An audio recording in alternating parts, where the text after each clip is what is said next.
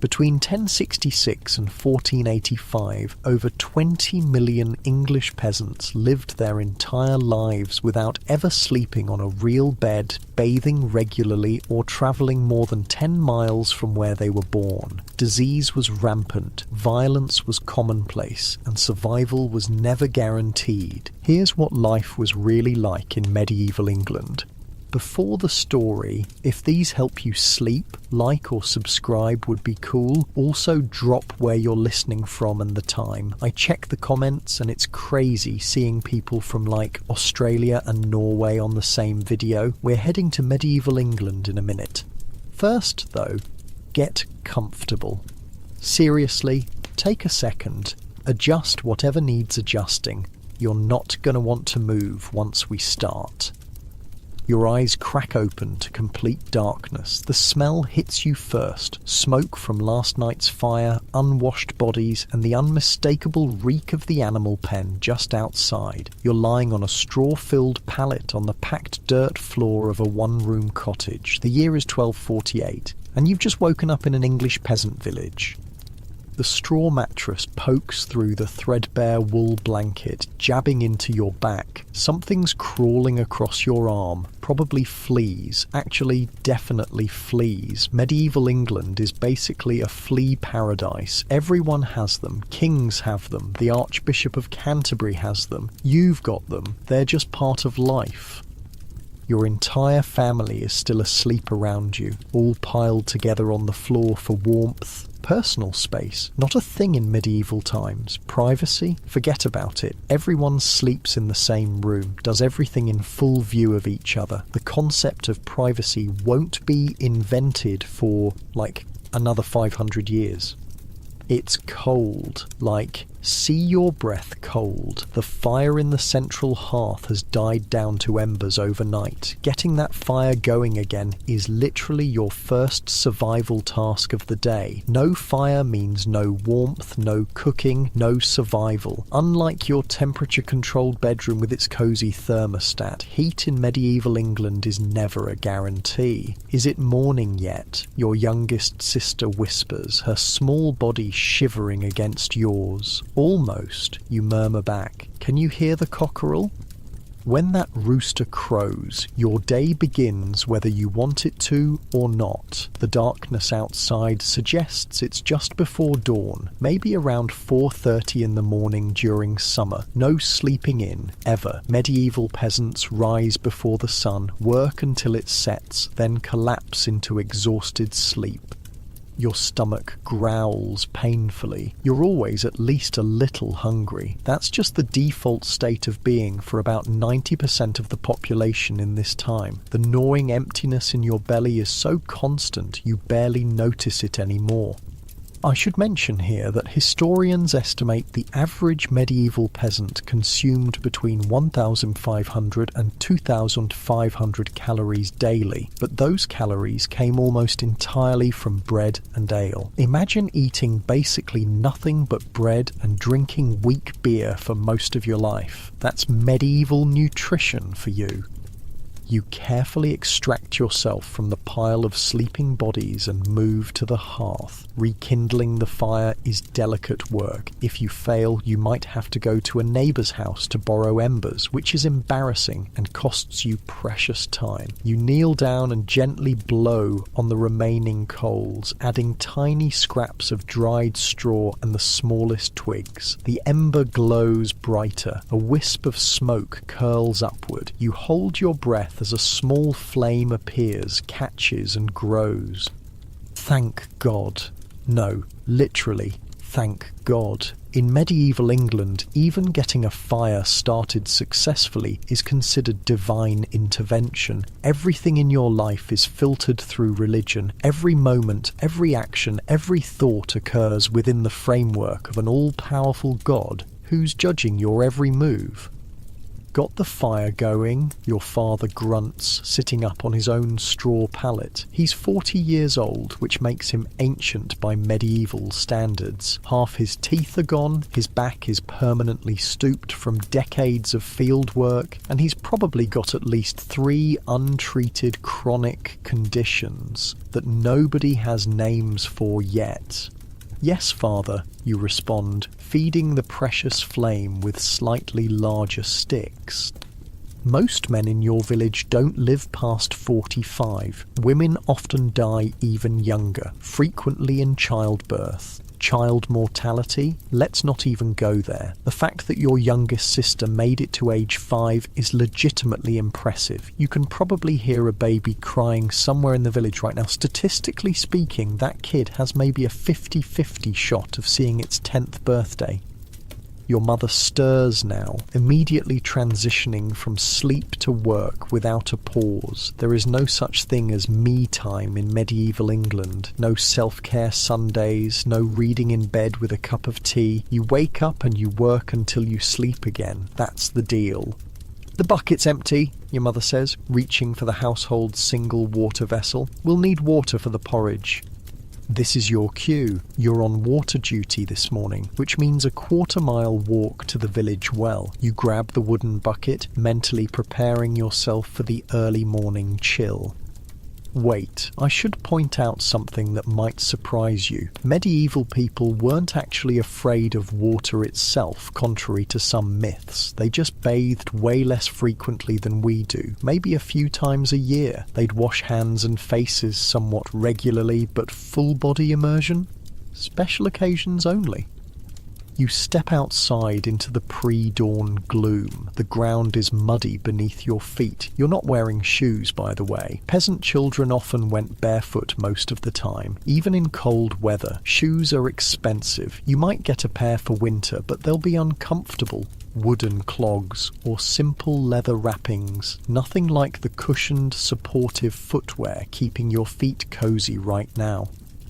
The village consists of maybe 30 similar one-room cottages clustered around a muddy central path. Smoke rises from a few chimneys. Someone's cow moos mournfully from a nearby pen. The air smells of wood smoke, manure, and the peculiar earthy dampness that seems permanent in England. As you walk toward the well, you pass the village's open drainage ditch, basically a small stream of sewage running through the centre of the settlement. The concept of sanitation as we understand it doesn't exist. People throw waste into the streets and let rain wash it away. Or not. The smell in summer can be overwhelming. "Watch yourself, boy," a voice calls out as you nearly collide with the village reeve, the man who oversees work on the Lord's lands. He's already up and about, planning the day's labour. You're on ploughing duty today. North Field, don't be late or it'll be the switch for you.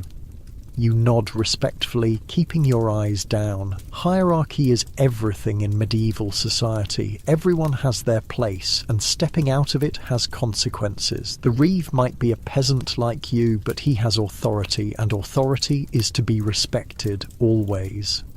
At the well, you lower your bucket on its rope, hearing the distant splash when it hits water. As you begin to crank it back up, another villager joins you, Agnes, the miller's daughter. You've known her your entire life, which isn't saying much since neither of you has ever left this village. "Morning," she says, yawning. "Heard the wolves last night." "Again?" you ask, suddenly alert. "How close?" "Thomas says they got one of his sheep," she replies, "just outside the palisade." This is concerning news. Wolves, bears and wild boars are genuine threats in medieval England. The countryside isn't the romantic pastoral landscape of fairy tales. It's partially wilderness, filled with dangers both animal and human. Speaking of human dangers, banditry is common on the roads between villages, another reason people rarely travel far from home. The King's Peace is a concept, not a reality for most ordinary folks. Justice is haphazard at best.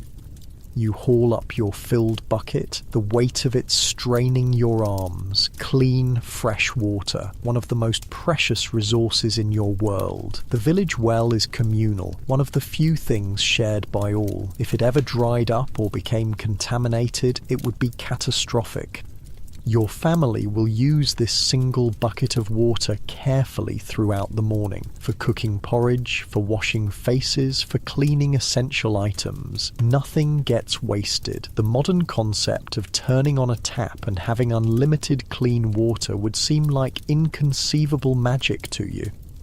You look up at the sky as you walk back. The first hint of dawn is breaking, a faint lightening at the horizon. Birds are beginning their morning chorus, and the village is coming to life around you. More smoke rises from chimneys. Children appear in doorways. A pig squeals as it's shooed out of someone's garden patch. Did you hear about old what? A woman's voice drifts from a nearby cottage. Found him dead in his bed yesterday, just didn't wake up. God rest him, replies another voice. That's the third this month, must be the bad air. Death is an everyday companion in medieval England, not an abstract concept or something hidden away in hospitals and funeral homes. It's right here, constantly, in your face. People die young, they die suddenly, they die from things we could easily treat today. A cut might kill you if it gets infected. A bad tooth could lead to your death. Winter itself is a deadly season for the very young and old. Back at your cottage, your mother takes the water and pours some into the family's only cooking pot, which hangs over the now crackling fire. Breakfast will be pottage, a thick porridge made from whatever grain is available, maybe flavoured with herbs if you're lucky. Meat is rare, perhaps appearing on your table once a week at most. Your father is pulling on his boots now, actual leather boots, which marks him as not the poorest person in the village. He'll head out to the field soon, where he'll work until dusk. You'll join him after you've eaten, spending the day behind a heavy wooden plough. Church bell, your mother notes as the distant sound of the parish bell reaches your ears. The church marks time in medieval life, dividing the day into canonical hours. Most peasants can't tell time in the way we understand it. There are no clocks in homes. Your day is structured by bells, sunlight, and the rhythm of necessary tasks. As your mother stirs the bubbling pottage, you realise how different her face looks compared to modern women her age. She's perhaps 35, but looks 60 by our standards. Hard work, multiple pregnancies, poor nutrition, and no healthcare have taken their toll. Her teeth are worn down, her back bent, her hands gnarled with early arthritis. Will Father Martin give out alms today? Your sister asks hopefully, referring to the village priest. Perhaps, your mother answers, though her tone suggests otherwise, if the Lord's tithe was generous. The church is both spiritual guide and practical authority in your life. The local priest is likely the only literate person you regularly encounter. You, like about 99% of the population, cannot read or write. Information comes to you orally through sermons, proclamations, and stories passed down through generations. Your older brother enters the cottage, having already been out feeding the family's most valuable possession, a single milk cow tethered behind your home. If the cow stays healthy, you have milk and cheese. If it dies, your family faces potential starvation. The bailiff's coming today, he announces grimly. Tax collection.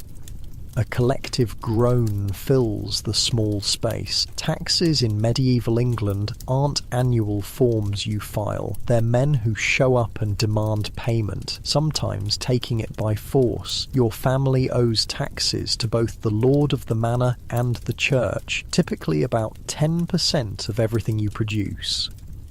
Failure to pay can result in punishment or imprisonment. We'll need to hide some of the grain, your father mutters. Tax evasion. It's a medieval tradition too, though getting caught could mean a whipping or worse. The porridge is ready, and your mother spoons it into wooden bowls, the family's only dishes. No plates, no cups, no cutlery beyond perhaps a single knife that everyone shares. You eat with your fingers or perhaps a wooden spoon, sitting on the floor or on simple stools. The porridge is bland and lumpy, but it's hot and filling. You won't eat again until midday, when you might have bread and ale in the fields. The concept of 3 square meals didn't exist. Medieval peasants typically ate 2 meals daily, with the larger one at midday during their brief rest from labour. As you eat, you notice your youngest sister scratching vigorously at her scalp. Lice, another constant companion in medieval life. Nearly everyone has them, along with the fleas I mentioned earlier. Personal hygiene as we understand it doesn't exist and wouldn't necessarily help much given the general conditions. Stop scratching at table, your mother scolds, though table is a generous term for the rough wooden board balanced across 2 logs where the porridge pot sits. It itches, the girl complains. We'll check for nits tonight, your mother promises, which means the excruciating process of having your hair combed with a fine-toothed comb to remove lice eggs. Medieval parents did care about their children's welfare. They just had very limited means to improve it. Outside, the village is fully awake now. Through the open door, you can see people moving about their morning routines, women carrying water or tending gardens, men heading to the fields with tools over their shoulders, children chasing chickens or pigs that have escaped their pens. Your father finishes his porridge and stands, stretching his aching back. "Time," he says simply. That single word means your brief morning respite is over. The sun is up, which means work begins in earnest. You quickly finish your food, grab your cap, a simple cloth head covering, and prepare to follow your father to the fields. Don't forget to take the offering to the church, your mother reminds you, handing over a small bundle containing a few eggs, your family's tithe for the week. Another obligation that cannot be ignored no matter how poor you are. As you step outside again, the full reality of medieval English village life surrounds you. This is a world without privacy, without comfort, without security. Every day is a struggle for survival. Every season brings new challenges. Planting in spring, weeding in summer, harvesting in fall, simply staying alive in winter. Yet despite all this, medieval village life had a rhythm and community that's largely vanished from our modern world. These people facing hardship together created bonds we can scarcely imagine. Everyone knows everyone. Everyone depends on everyone else. The individualism we take for granted would seem alien and dangerous to your medieval self. The morning sun illuminates the village now, glinting off the dew-covered thatch of the cottages. Women gather at the well, sharing news and gossip. The medieval version of social media. Children play in the dirt with simple toys made from sticks and stones. A dog barks somewhere and chickens scatter in its path. You follow your father toward the north field where the day's labour awaits. Your back already aches in anticipation of the hours of ploughing ahead, but complaining isn't part of the medieval mindset. This is simply life, the only one you've ever known or expected to know. The church bell rings again, marking the hour of prime. Another day in medieval England has truly begun. Time to put your back into ensuring your family's survival for one more day in a world where nothing, not food, not health, not even tomorrow, can be taken for granted. Meanwhile, up on the hill overlooking your village stands the Lord's Manor House, a world away from your existence, though barely a mile distant. There, people are just waking to a very different kind of medieval life, but that's a story for another time. The weight of the wooden plough handle digs into your calloused palms as you reach the north field. The oxen low impatiently, their breath steaming in the morning air. Your father nods once, and together you begin the first furrow of the day, taking the first steps of what will be countless miles, walked behind this plough before the sun sets again. And as the heavy blade cuts into the soil, you can't help but glance up at the vast sky overhead, the same sky that people everywhere, in every time, have looked up at in moments of wonder or despair, the same sky that hangs above your bed right now as this medieval world slowly comes to life in your imagination. Up on the hill, in stark contrast to your muddy village below, morning arrives differently at Thornfield Manor. The Lord's residence isn't a castle. Those massive stone fortresses are for the truly wealthy nobles. No, this is a manor house, still impressive by your standards, but modest by aristocratic ones. Dawn filters through actual glass windows. Yes, glass, that impossibly expensive material that no peasant home would ever have. The pale light falls across a massive oak bed where Sir William de Thornfield stirs beneath layers of fine wool blankets and linen sheets. Unlike your straw pallet on the dirt floor, his bed stands on a wooden frame, raised off the ground, with a feather mattress that cost more than your entire family will earn in several years. Sir William doesn't wake to the smell of animal pens and smoke. His chamber smells of beeswax candles, herbs strewn across the floor rushes, and the lingering scent of last night's expensive imported incense. The manor still isn't what we'd call clean by modern standards. It's draughty, smoky, and yes, there are still plenty of fleas, but it's a world apart from village conditions. "My lord?"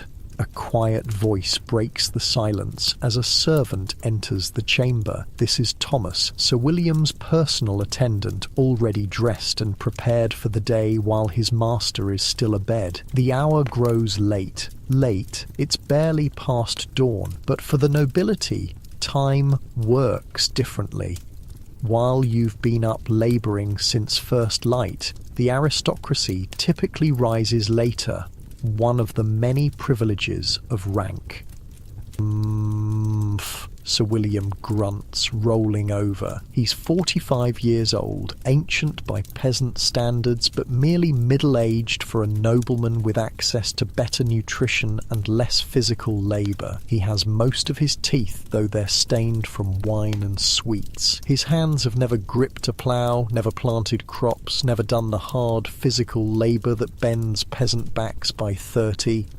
"The bishop's messenger arrived at first light," Thomas continues, moving to open the wooden shutters wider. He awaits your response. This gets Sir William's attention. Church politics matter, especially to someone of his station. He sits up, revealing a linen nightshirt. Yes, medieval nobles had special clothes just for sleeping, unlike peasants who simply wore the same clothes day and night until they literally fell apart.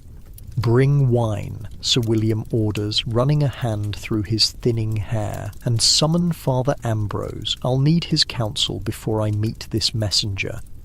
Thomas bows slightly and exits, leaving Sir William to his morning routine, which, I should mention, looks nothing like your own. There's no rush to rekindle fires or fetch water. Servants handle all that. The Lord's morning begins with being dressed by others. Yes, actually dressed by servants, as if he were a child. Nobility didn't generally dress themselves if they could help it. While Thomas fetches wine, not water, mind you, but wine for breakfast, another servant enters with a silver basin and pitcher. Morning washing for nobility is slightly more thorough than for peasants, though still minimal by our standards. Sir William rinses his face and hands, then uses a cloth to dry himself. "Is Lady Eleanor awake?" he asks the servant. "Yes, my lord, in the solar with the children." Medieval noble marriages were primarily political and economic arrangements, though that doesn't mean affection was impossible. Sir William and Lady Eleanor have been married for 20 years, producing 4 living children, an impressive survival rate compared to peasant families. 2 sons and 2 daughters, ranging from 8 to 18 years of age. Thomas returns with wine in an actual glass goblet, another display of wealth. Most peasants drink from wooden cups or horn vessels. Glass and metal drinking vessels are status symbols. The steward requests your guidance on the tax collection, my lord, Thomas says, as Sir William sips his morning wine. There have been difficulties in the North Village. Your village. The difficulties likely mean your neighbours can't pay what's demanded without starving. Sir William frowns. Again, send Morris with armed men. The taxes will be paid. And there it is, the casual cruelty of the medieval system. From Sir William's perspective, these aren't real hardships. Peasants are always complaining, always trying to keep more than their share. The fact that a bad harvest might mean actual starvation isn't his primary concern. Shall I lay out the blue tunic or the embroidered brown? Thomas asks, opening a massive oak chest that contains more clothes than your entire village owns collectively. The blue. The bishop's man should be reminded of our status. This is how medieval nobility thought. Everything was a display, a performance of rank and power. The colour and quality of clothing instantly communicated your place in society. Sir William's blue tunic is dyed with expensive imported woad, decorated with fine needlework, and lined with squirrel fur. One outfit represents more wealth than most peasants would see in a lifetime. They're saying Walter Miller is shorting the flour again, says another servant who's entered with a tray of bread and cheese, a light first meal before the main breakfast to come. Have him brought up for the manor court next week, Sir William replies between bites. Another fine should remind him of his obligations. Manor courts were how local justice worked, the lord or his representative passing judgment on everything from minor disputes to serious crimes within his domain. There was no impartial justice, no concept of equality before the law. The system was explicitly designed to maintain the social order, with the lord's interests always prioritized. Wait, I should explain something here. Medieval society was based on a concept called the Great Chain of Being, a hierarchical structure where everyone had their divinely appointed place. God at the top, then angels, then kings, nobles, commoners, animals, plants. Moving out of your assigned station wasn't just socially unacceptable, it was considered an offence against the natural order, against God himself. My lord, Lady Eleanor requests your presence at breakfast, Thomas says, after Sir William is dressed in all his finery. She wishes to discuss Mistress Catherine's betrothal. Catherine is their eldest daughter, and at 15, well past the age when medieval nobility arranged marriages. For aristocratic families, marriages were business deals, political alliances, and property transfers all rolled into one. Love? A happy coincidence if it happened, but hardly the point. As Sir William makes his way through the manor house, the contrast with your cottage becomes even more stark. The floors here are wooden, covered in fresh rushes mixed with herbs to mask odours. Tapestries hang on walls to cut draughts and display wealth. Actual furniture, tables, chairs, chests, benches fill the rooms when most peasant homes might have only a stool or two. Yet despite these luxuries, the manor is still recognisably medieval. Smoke from open hearths blackens the ceilings. The hallways are dark, even during daytime, lit by expensive beeswax candles rather than the smelly tallow ones peasants might use on special occasions. Even with glass windows, the interior remains gloomy and draughty. Sir William enters the hall where breakfast is served. This isn't the great hall where formal feasts occur, but a smaller family dining area, still larger than your entire cottage. Lady Eleanor sits at the table with their youngest son and daughter, while servants hover nearby. William, finally, Lady Eleanor says. She's 42, which for a noblewoman who's survived multiple childbirths is quite remarkable. Unlike peasant women, she hasn't been broken by field labour, though childbearing has taken its toll. Her clothing is even more elaborate than her husband's, a sign of the family's wealth and status. The bishop's messenger arrived, Sir William explains, taking his seat at the head of the table. What does he want this time? More donations for the cathedral? Lady Eleanor asks, her tone suggesting this is a frequent request. I haven't met with him yet. I wanted breakfast first. The meal before them would seem like an impossible feast to your peasant family. Fresh bread made from refined white flour, not the coarse dark bread peasants eat, cheese, eggs, cold meats from last night's dinner, fresh fruit preserves sweetened with honey, and wine, yes, wine with breakfast. Because water isn't trusted, even by nobility. Catherine's betrothal cannot wait much longer, Lady Eleanor says, cutting directly to her concern. Lord Blackwood's son will not remain available forever. The dowry they're asking is reasonable. 20 silver marks is hardly reasonable, Sir William counters, tearing a chunk of bread. And I've heard rumours about the boy's character. All young men have character, Lady Eleanor dismisses with a wave of her hand. You certainly did. Besides, his father holds the king's favour. The connection would be valuable. This is how medieval noble marriages worked, calculating advantages, weighing costs and benefits, forming alliances. Catherine herself, though educated by medieval standards, she can probably read a bit, do basic household accounts and manage servants, has minimal say in who will become her husband.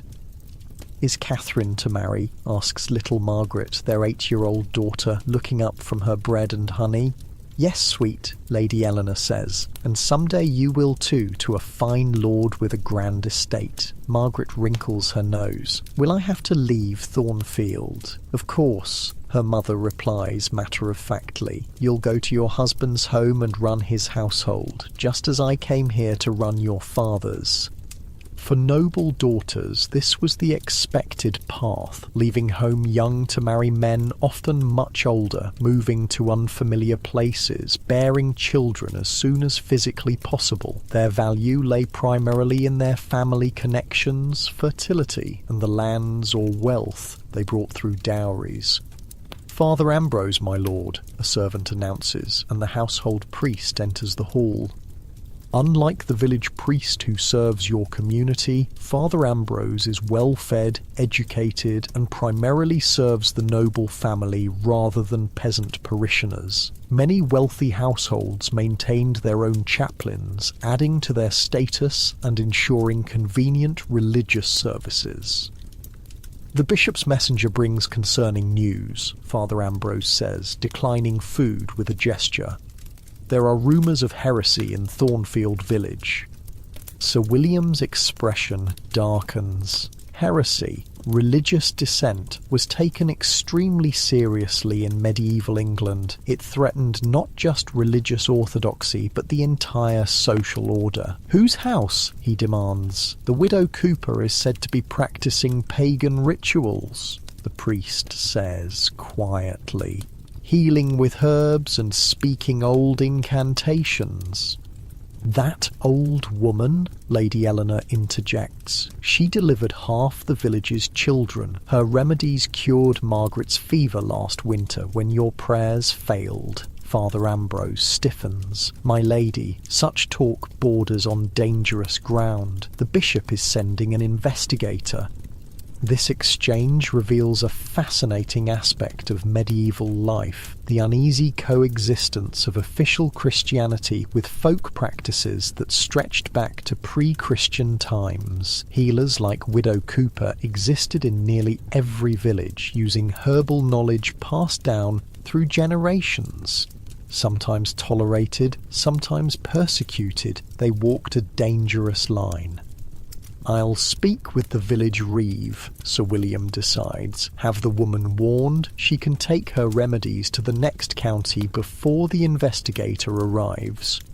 This surprisingly merciful decision isn't purely compassionate. A heresy investigation would bring unwelcome attention to Thornfield, disrupt the village workforce, and potentially reflect poorly on Sir William's management of his estate. Medieval nobility often made practical compromises between official church positions and local realities. "The bishop will expect hospitality," Father Ambrose reminds him, "and generous contributions to the cathedral fund." Sir William sighs. Of course he will. Very well. After breakfast, Sir William makes his way to the manor's great hall where the day's business awaits. Medieval noble life wasn't all feasting and hunting. They were essentially administrators of their estates, responsible for justice, security, and ensuring productivity from their lands.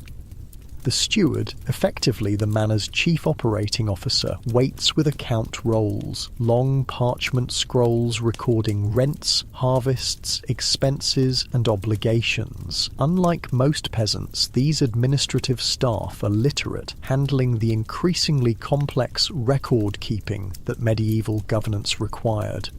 "The mill needs significant repairs before winter, my lord," the steward reports, "and the bridge on the East Road collapsed during last month's rains." "Costs?" Sir William asks, examining the neat columns of figures. £8 for the mill, 3 for the bridge, plus labour services from the villages. These are enormous sums in medieval currency. For context, a skilled craftsman might earn £2 in an entire year. This casual discussion of spending £11 on repairs represents wealth that most people can scarcely imagine. Approve both, Sir William decides. Draft the labour requirements from the south village. The north needs to focus on bringing in the harvest. This is feudalism in action, the lord maintaining infrastructure that benefits everyone, but using his authority to command unpaid labour from his peasants to accomplish it. They'll be required to work on the bridge and mill alongside their regular farm duties, stretching their already limited time and energy. As the morning progresses, more petitioners arrive seeking Sir William's attention, a merchant requesting permission to sell goods at the village market, a neighbouring knight's representative discussing boundary disputes, a craftsman offering expensive silverwork that Lady Eleanor might desire. "My lord," Thomas interrupts quietly, "the bishop's messenger awaits." Sir William sighs and sets aside the estate accounts. "Send him in." The messenger enters, a thin, austere man in clerical robes who bows precisely the minimum amount required by courtesy. "Sir William," he begins formally, "Bishop Clarence sends his greetings and prayers for your household's continued health and prosperity." "And I return the good bishop's greetings," Sir William responds with equally formulaic courtesy. "How may Thornfield serve the church?" The messenger gets to the point. The bishop embarks on a visitation circuit next month and requests 3 nights' hospitality for himself and his retinue of 15. Sir William carefully maintains his expression, though this request represents a significant expense. Hosting a bishop and his entourage means preparing the finest foods, providing the best accommodations, offering suitable entertainment, and presenting expensive gifts. It could easily cost several pounds, but refusing is not an option. "Thornfield is honoured," he replies smoothly. "We shall prepare accordingly." The bishop also wishes to discuss your contribution to the cathedral's new south transept. He recalls your generous pledge of £20. £20, an astronomical sum that Sir William definitely did not pledge, but accusations of lying would be both useless and dangerous when dealing with church authorities. "I shall review my obligations with the steward," he says diplomatically. After the messenger departs, Sir William summons his steward and chamberlain for an emergency conference. "We need £20 for the bishop. Where can we find it?" The chamberlain looks pained. "The taxes from the North Village are already allocated for winter stores, my lord." And "We can't divert from the bridge and mill repairs," the steward adds. "Not without risking greater costs come spring." Sir William paces the hall, thinking, increase the mill fees. Every villager pays an extra penny to grind their grain. The steward hesitates. "My lord, after last year's poor harvest, the villagers are already struggling with existing fees." "Then what do you suggest?" Sir William snaps. "Should I refuse the bishop? Perhaps explain that my peasants' comfort comes before the church's needs?" This tense exchange illuminates the complex pressures faced by medieval nobility. While their lives seem luxurious compared to peasants, they're caught in their own web of obligations, expectations, and financial demands. The entire system functions on extraction, taking surplus from those below to satisfy demands from those above. "Perhaps Lady Eleanor's dowry lands in Westshire," the chamberlain suggests carefully. "They could be pledged against a loan from the Jewish moneylenders in York." Sir William considers this. Catherine's dowry would suffer. "Better a smaller dowry than the bishop's displeasure," the steward points out pragmatically. And there's the reality of medieval life. Even for nobility, difficult choices and sacrifices, not between starvation and survival as peasants face, but consequential nonetheless. By midday, Sir William has resolved the immediate financial crisis, dictated letters to neighbouring lords, heard 3 minor disputes from village representatives, and is preparing to ride out to inspect the damaged bridge himself. While you're breaking your back behind a plough, he's managing the complex administration of the entire estate. As Sir William's party prepares to depart, young Lord Henry, his 16-year-old heir, joins them in the courtyard. Unlike his father, Henry has never known anything but privilege. Born to wealth and power, trained from childhood for his future role, he views the peasantry with a mixture of indifference and contempt. "Father, might I join the hunt tomorrow instead?" Henry asks, adjusting his expensive riding gloves. "Sir Raymond's sons will be pursuing deer in the West Forest." "Bridge inspection first, hunting after," Sir William replies firmly. "You'll need to know every inch of these lands when they pass to you." Henry looks displeased but doesn't argue. Even aristocratic children were expected to obey their parents absolutely in medieval society. The concept of adolescent rebellion as we understand it didn't exist, or at least wasn't tolerated. As the horses are brought around, massive, well-fed beasts compared to the scrawny plough animals in the village, Lady Eleanor appears to see her husband off. "Remember to speak with the reeve about Widow Cooper," she says quietly. "That poor woman doesn't deserve the bishop's attention." Sir William nods, then hesitates. "About Catherine's betrothal? Perhaps we should consider Lord Pembroke's second son instead. Less prestigious but closer lands, and the boy has a gentler reputation." Lady Eleanor looks surprised at this concession. "I'll make inquiries," she agrees. This brief exchange reveals a partnership that, while initially arranged for political reasons, has developed into something with genuine mutual respect. Not all medieval noble marriages evolved this way, but many did develop companionable affection over time. Back in the North Field, the midday bell rings across the valley. You straighten your aching back, wiping sweat from your brow despite the cool spring air. 6 hours of pushing the heavy wooden plough has left your muscles screaming. Your father gestures toward a nearby oak, where other villagers are already gathering for the brief midday rest. Water, your younger brother asks, offering the communal leather flask. You drink sparingly, not because you aren't desperately thirsty, but because there's limited water for the afternoon's work ahead. The lukewarm liquid tastes of the leather container, but it's still the most refreshing thing you've had all day.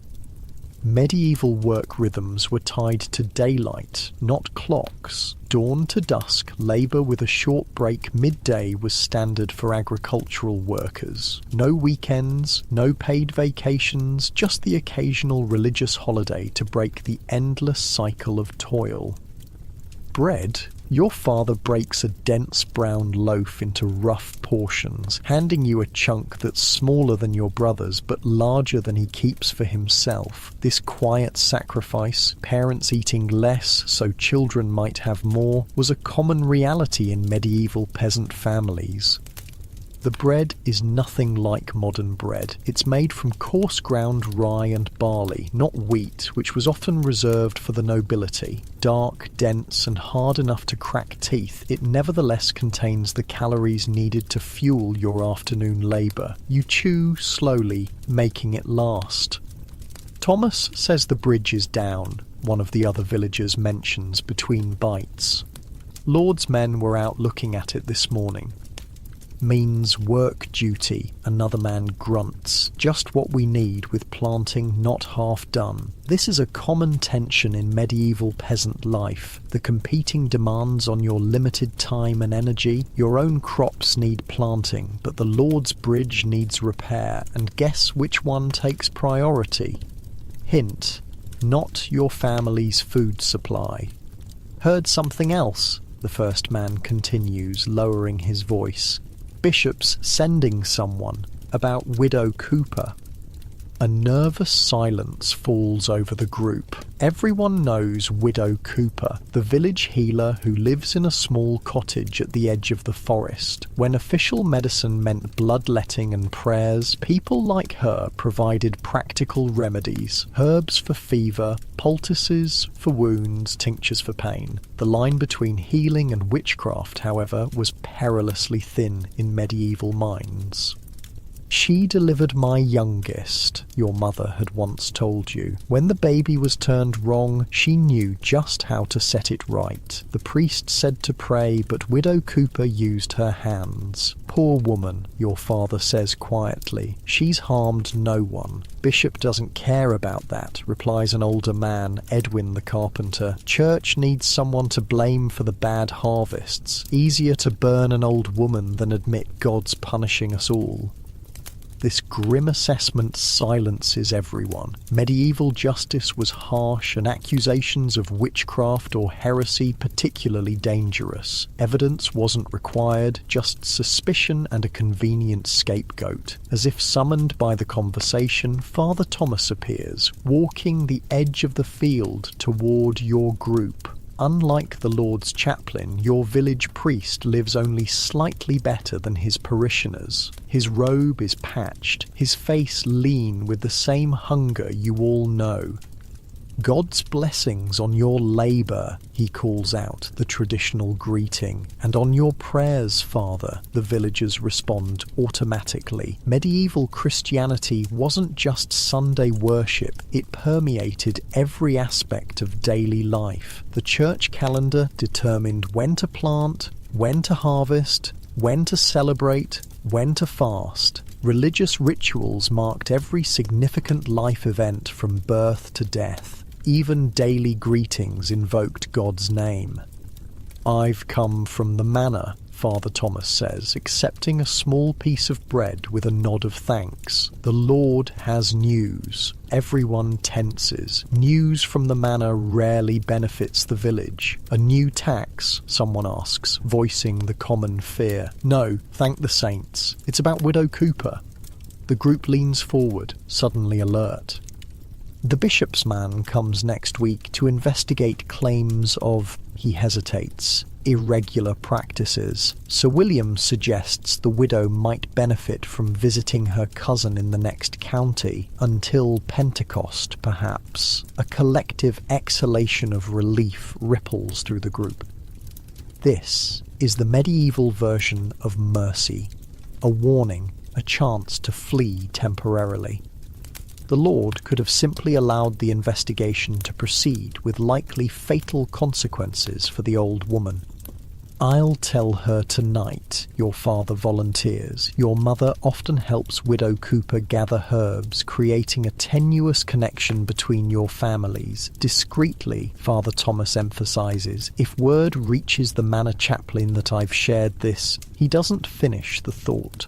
Everyone understands the precarious position of village priests, caught between their parishioners' needs and the church hierarchy's demands. Father Thomas changes the subject, turning to your brother. "William, you missed your Latin lesson yesterday." Your brother looks down, embarrassed. "The weeding couldn't wait, Father."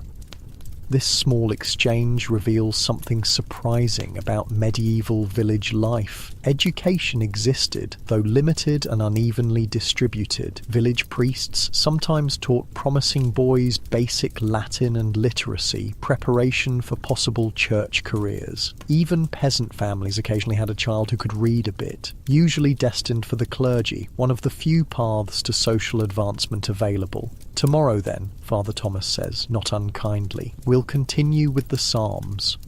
The brief rest period ends too soon. Your father stands brushing crumbs from his tunic. "Back to it," he says simply, and everyone follows his lead. The afternoon stretches ahead, more hours behind the plough, more furrows to cut in the unyielding soil, more back-breaking labour before day's end.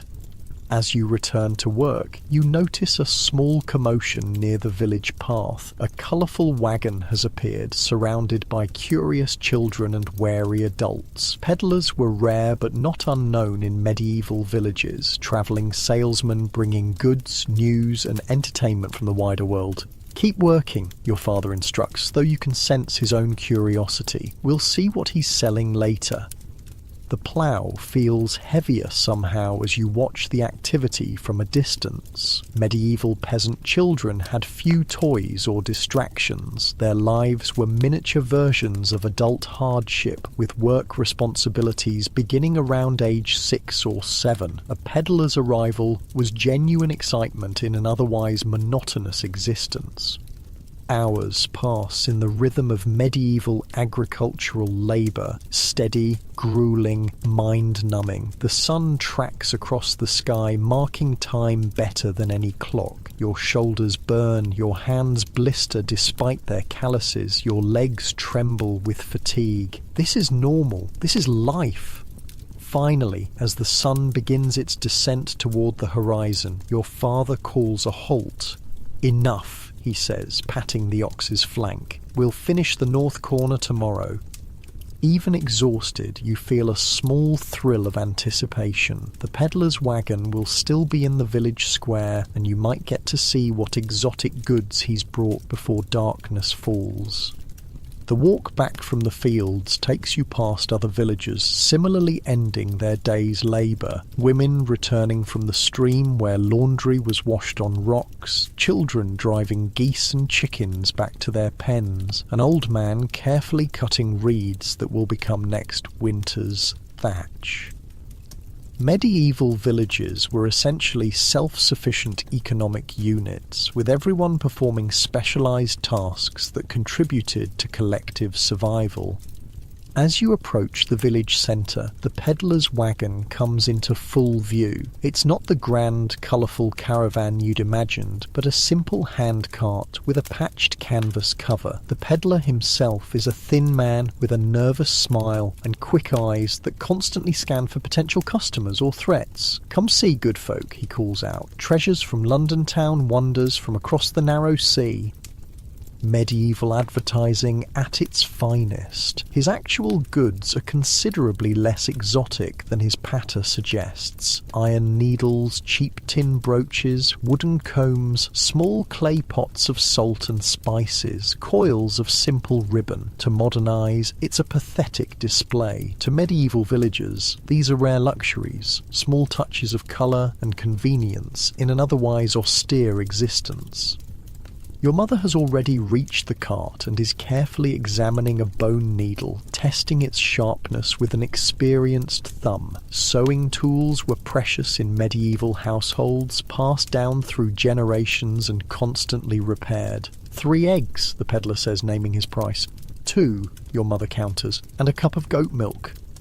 Medieval commerce often operated on barter rather than currency, especially at the village level. Few peasants had actual coins. Their economic transactions were conducted in goods, services, and obligations. Done, the peddler agrees quickly. Too quickly. Your mother's eyes narrow slightly, recognizing she could have bargained harder, but the deal is struck.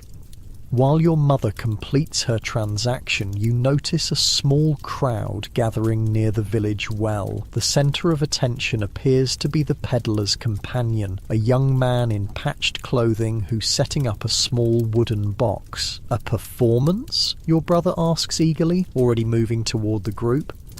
Street performers were part of medieval life, travelling entertainers who brought music, stories, juggling or puppet shows to isolated communities. For peasants with no other entertainment beyond what they created themselves, these rare performances were treasured diversions. Just for a few minutes, your father allows, his own curiosity evident despite his attempt to maintain parental authority. The performer is a puppeteer, his small wooden figures dressed in crude cloth representing familiar characters: a king, a knight, a lady, a dragon, a peasant fool. The storyline is simple, a folk tale you've heard before about a clever peasant who outwits both a dragon and a greedy lord. The audience laughs appreciatively at the physical comedy and familiar narrative. Medieval entertainment wasn't sophisticated by our standards, but it served crucial social functions, reinforcing shared values, providing emotional release, and occasionally allowing safe expression of subversive ideas through humour and metaphor. Notice how the peasant always wins in puppet shows, a voice comments quietly beside you. It's Edwin the carpenter, whose relative prosperity allows him slightly more perspective than most villagers. Never happens in real life, does it? Before you can respond, a commotion erupts at the edge of the crowd. The reeve, the village official responsible for organising labour and collecting taxes, pushes through, his face grim. "That's enough," he announces. "This man has no permission to perform here." The puppeteer looks up, startled. "I meant no harm, good sir. Just a bit of entertainment for the children."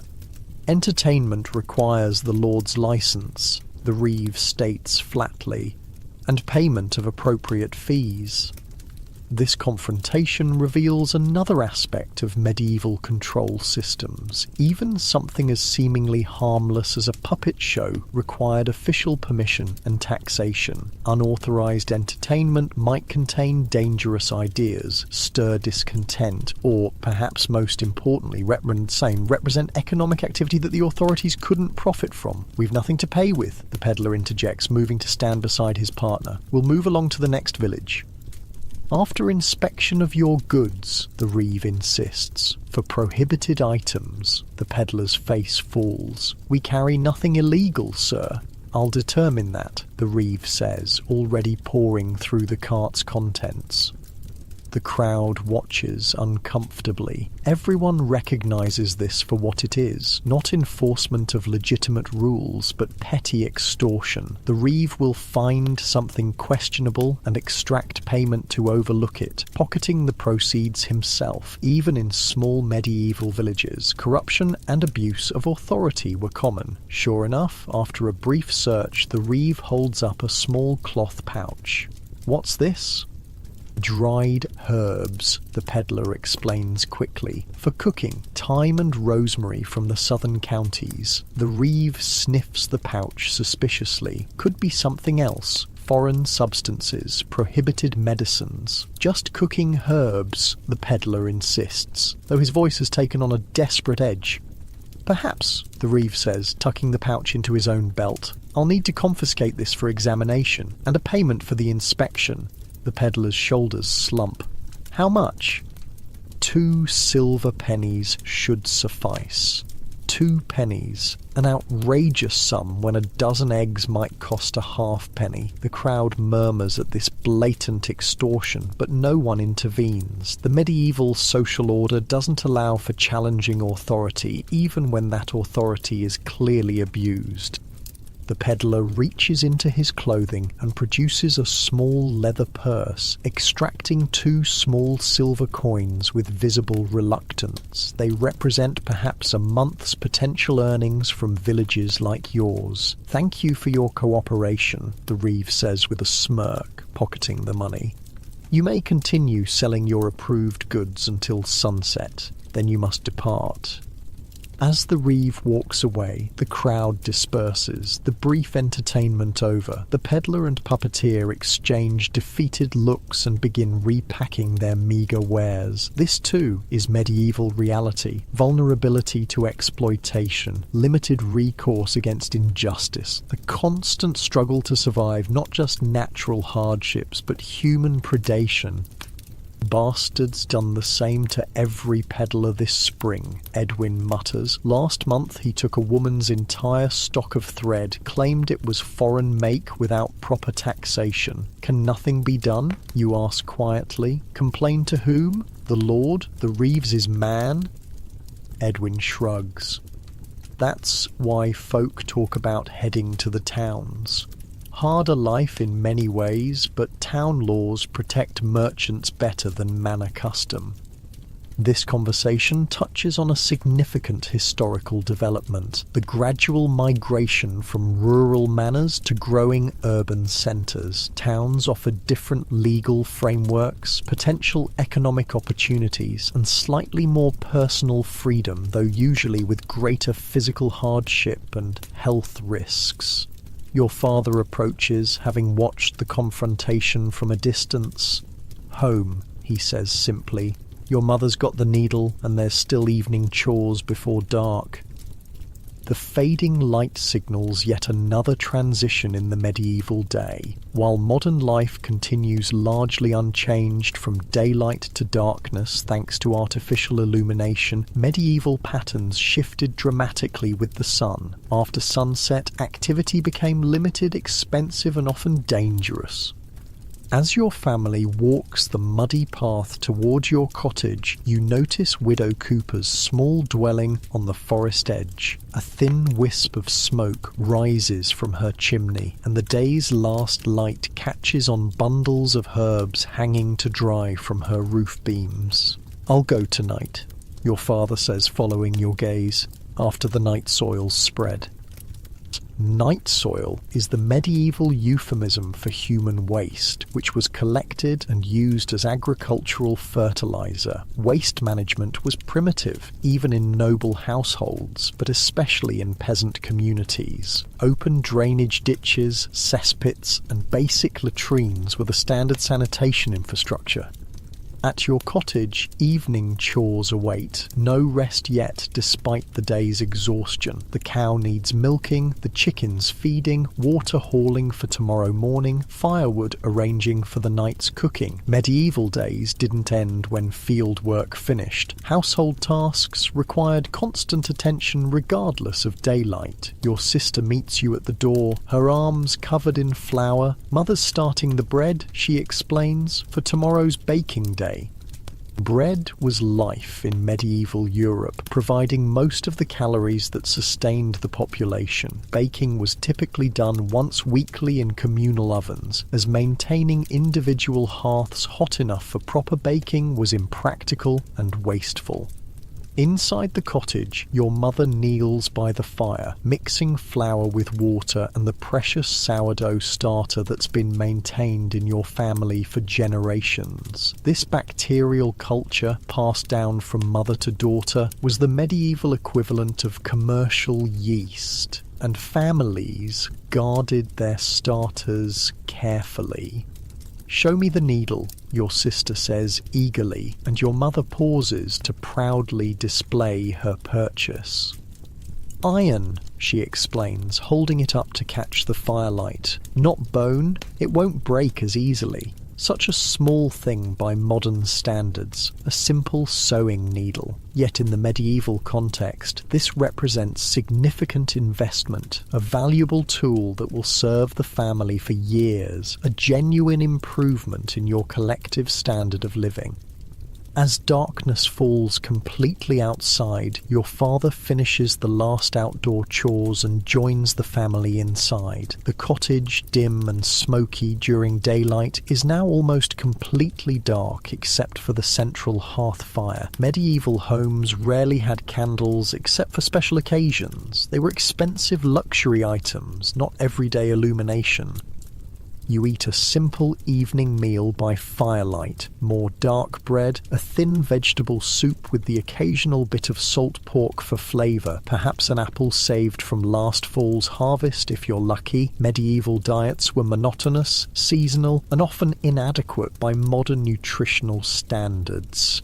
"I'm going to Widow Cooper's," your father announces after eating, to deliver Father Thomas's warning. "I'll come," your mother decides, setting aside her bread dough to rise overnight. She'll need help gathering her medicines if she's to leave quickly. "Can I come too?" your younger sister asks eagerly. At 12, she's already shown interest in Widow Cooper's healing knowledge, sometimes helping gather herbs under the old woman's guidance. Your parents exchange a look, having one of those silent conversations that long-married couples develop. Better not, your father finally decides. Safer if you're not associated with her right now. This caution reveals the genuine danger of medieval witch accusations. Even peripheral association with a suspected heretic or witch could place the entire family under suspicion. The medieval world was rife with invisible threats. Spiritual corruption was feared as much as physical disease, and both were believed to spread through proximity and contact. "We won't be long," your mother says, wrapping a shawl around her shoulders against the night chill. "Keep the fire fed." As your parents depart, the cottage feels suddenly larger and emptier. Medieval darkness was profound, absolute in a way modern humans rarely experience. No streetlights, no headlights, no ambient glow from distant cities, just complete blackness beyond the small puddle of firelight. Your younger siblings huddle closer to the hearth, instinctively seeking both warmth and the security of light. Your brother takes out a small piece of wood he's been carving, a crude horse figure taking shape under his knife. Such homemade toys were the standard for medieval children, fashioned from whatever materials were available. "Will they really burn Widow Cooper?" your sister asks suddenly, her voice small in the darkness. Your brother continues carving, not looking up. "Only if they catch her." "But she helps people," your sister protests. "She cured my fever last winter." "Doesn't matter," your brother replies with the world-weary cynicism of a 14-year-old who's already seen enough of life's injustices. If the bishop wants a witch, he'll find one, with or without evidence. The firelight catches the serious expressions on your siblings' faces, highlighting how quickly medieval children were forced to confront adult realities. No sheltered childhood, no protection from the harsher truths of existence. By your sister's age, many girls were already being prepared for marriage. By your brother's, boys were working as full adults in the fields. Outside, beyond the cottage walls, medieval night has fully descended on the village. In manor houses and castles, expensive candles and oil lamps might extend the day's activities for nobles and their servants, but for peasant families like yours, darkness meant an end to most work, and the beginning of the day's only real rest period. As you stoke the fire and wait for your parents' return, you can't help but wonder about Widow Cooper's fate. Will she flee to safety or face the bishop's justice? And what of the village without her healing knowledge? This is the precarious nature of medieval existence. Constant uncertainty, Vulnerability to forces beyond individual control, the daily challenge of simply surviving in a world where security is never guaranteed. The fire crackles, casting long shadows on the cottage walls. Your siblings' faces are painted orange and gold in its light, their expressions slowly relaxing as tiredness overcomes worry. Another day in medieval England is ending, while beyond your village, events are unfolding that will reach even this remote corner of the realm. The cottage door creaks open an hour later, admitting your parents along with a gust of cold night air. Your siblings have fallen asleep by the fire, but you've remained awake, feeding small sticks into the flames to maintain the precious warmth and light. "She's packing her things," your father says quietly, settling onto his stool with a weary sigh. "Leaves before dawn." "Poor woman," your mother adds, hanging her shawl on a wooden peg. 63 winters she's seen, only to flee in the night like a criminal. 63, an almost unimaginable age in medieval England, where reaching 40 was considered a full life. Widow Cooper's longevity alone might have marked her as suspicious to some. Surviving when so many others perished could be seen as unnatural good fortune. Will she be safe with her cousin, you ask? Your father shrugs. Safer than here when the bishop's man comes. The next village has no church court scheduled this season. This conversation touches on a fundamental medieval reality, the limited reach of central authority. Despite hierarchical systems of control, medieval governance was patchy and inconsistent. Physical distance and poor communication created spaces where people might temporarily escape scrutiny, though never permanently. "She gave me these," your mother says, carefully unwrapping a small cloth bundle. Inside are several smaller packets of dried herbs and crude pottery containers sealed with wax. For emergencies, when the babies come, when fevers rise. These simple remedies represent the medieval healthcare system for ordinary people. Folk medicine passed from healer to healer using local plants prepared according to knowledge developed through generations of trial and error. No hospitals, no doctors, no antibiotics, just herbs, prayers, and hope. Your mother carefully hides the medicine bundle inside a hollow space beneath one of the floor stones. Possessing such remedies could be dangerous if the bishop's investigation extends beyond Widow Cooper herself. Medieval witch hunts often expanded to engulf entire communities once started. "What did she use?" your sister asks sleepily, waking at the conversation. "Yarrow for bleeding," your mother answers, settling beside her on the floor rushes. "Willow bark for pain and fever, comfrey for broken bones, honey for wounds." Remarkably, modern science has confirmed the efficacy of many medieval herbal remedies. Willow bark contains salicylic acid, the active ingredient in aspirin. Honey has antimicrobial properties. Yarrow can indeed help blood clotting. These weren't just superstitions, but practical medicine based on careful observation, even if the theoretical understanding was limited.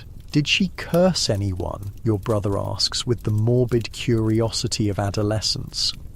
Your father's hand comes down sharply on his shoulder. "Never say such things. Not in jest, not ever. Words like that kill innocent people. The rebuke is harsh because the danger is real. Medieval justice didn't require evidence beyond accusation, particularly for crimes like witchcraft or heresy. A careless comment could literally lead to someone's execution. Time for sleep," your mother announces, effectively ending the conversation. Dawn comes early. Sleep in medieval households bore little resemblance to modern bedtime routines. No brushing teeth, though some used cloth with salt or herbs to clean their mouths. No changing into special sleeping clothes. No private bedrooms with comfortable mattresses. Your family simply arranges themselves around the central hearth. Each person claiming their usual spot on the floor rushes covered with thin blankets or pallets. Parents on one side, children on the other, all within arm's reach in the small cottage. Privacy, as I've mentioned, was a foreign concept in peasant homes. "Will you check on Widow Cooper's cottage tomorrow?" your mother asks your father quietly as they settle down. "Aye, make sure she got away clean." This whispered exchange is the last conversation of the day. The fire burns down to embers, casting the cottage into near total darkness. Outside, the village is utterly silent except for the occasional barking of dogs or the distant hooting of an owl. No streetlights, no passing cars, no background hum of electricity or distant highways, just the profound quiet of a world running on muscle power, wind, and water. You lie awake for a while, listening to your family's breathing. Medieval nights were typically divided into 2 sleep periods: first sleep and second sleep, with a wakeful interval between. During this midnight waking, people would often pray, talk quietly, check on animals, or even visit neighbours. The modern expectation of 8 uninterrupted hours is a post-industrial revolution development. Eventually, exhaustion claims you. Your last thought before sleep takes hold is a calculation of how many daylight hours remain before you must rise again to continue the endless cycle of medieval agricultural labour. The night passes and dawn comes all too soon. But this morning is different. Instead of the usual gentle awakening as light filters through the cottage's single window, you're jolted awake by shouting outside. Fire at the forest edge. Medieval villages lived in constant fear of fire, with thatched roofs, wooden structures, open hearths, and no organised firefighting beyond bucket chains. A single blaze could destroy an entire community in hours. The cry of fire brought immediate response from everyone capable of carrying water or wielding tools. Your father is already on his feet, pulling on his boots. "Stay here," he orders sharply, and then he's gone, rushing out to join the men gathering in the village centre. Your mother moves to the door, peering out anxiously. "It's coming from Widow Cooper's cottage," she says, her voice tight with fear. The implications are immediately clear to everyone. Either Widow Cooper had an accident while preparing to flee, entirely possible when travelling by night with only a candle for illumination, or someone deliberately set the blaze to ensure she couldn't escape the bishop's justice. "Can you see her?" your sister asks, pressing beside your mother at the doorway. Too far to tell. The men are forming a line for water. You join them at the door, watching as the village mobilises with practised efficiency. Fire was so common a threat that everyone knew their role without instruction. Younger men running with buckets between well and blaze. Older men using hooks and rakes to pull down nearby structures, creating fire breaks.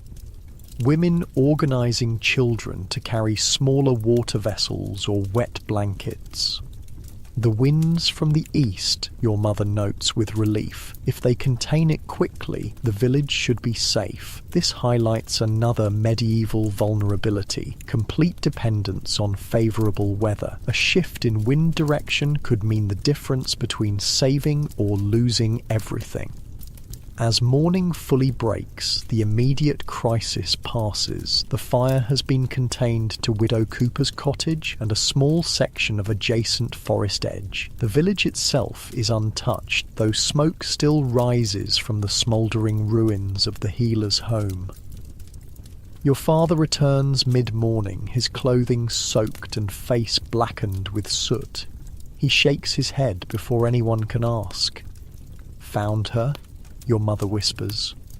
"Nobody in the cottage," he replies quietly, but her pack and medicines were still there. She hadn't left yet. "Then where?" "I don't know." He cuts her off with a warning glance toward you and your siblings. Best not to speculate. The subtext is clear. Either Widow Cooper escaped but was forced to leave her preparations behind, or something more sinister occurred. Either way, asking too many questions could be dangerous for your family.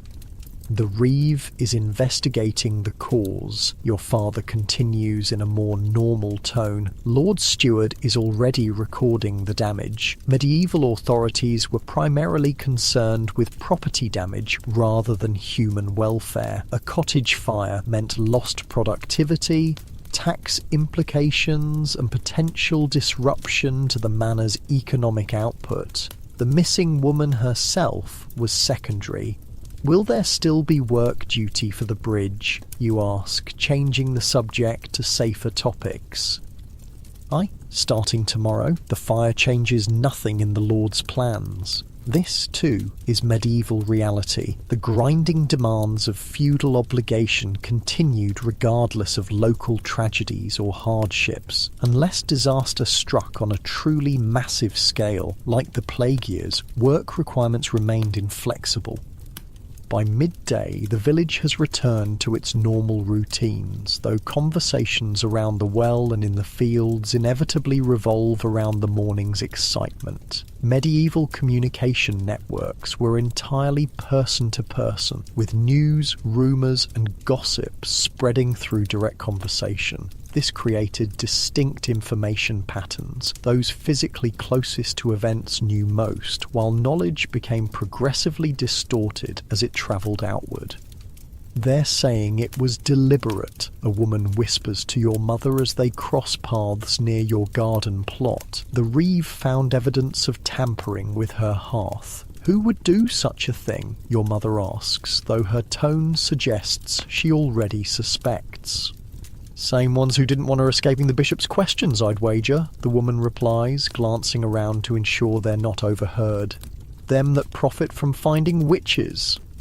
This cryptic exchange hints at another dark aspect of medieval justice: the financial incentives behind prosecutions. Witch-finders and heresy investigators often received a portion of the condemned person's confiscated property, creating perverse motivation to find guilt regardless of evidence. The afternoon brings a new distraction as a small group of travellers passes through the village. Merchants headed to the spring fair in the nearest market town, some 12 miles distant. Their appearance draws everyone's attention, not just for the novelty of outside visitors, but for the opportunity they represent. "Are you going to the fair?" your brother asks your father eagerly as they work together repairing a damaged hoe handle.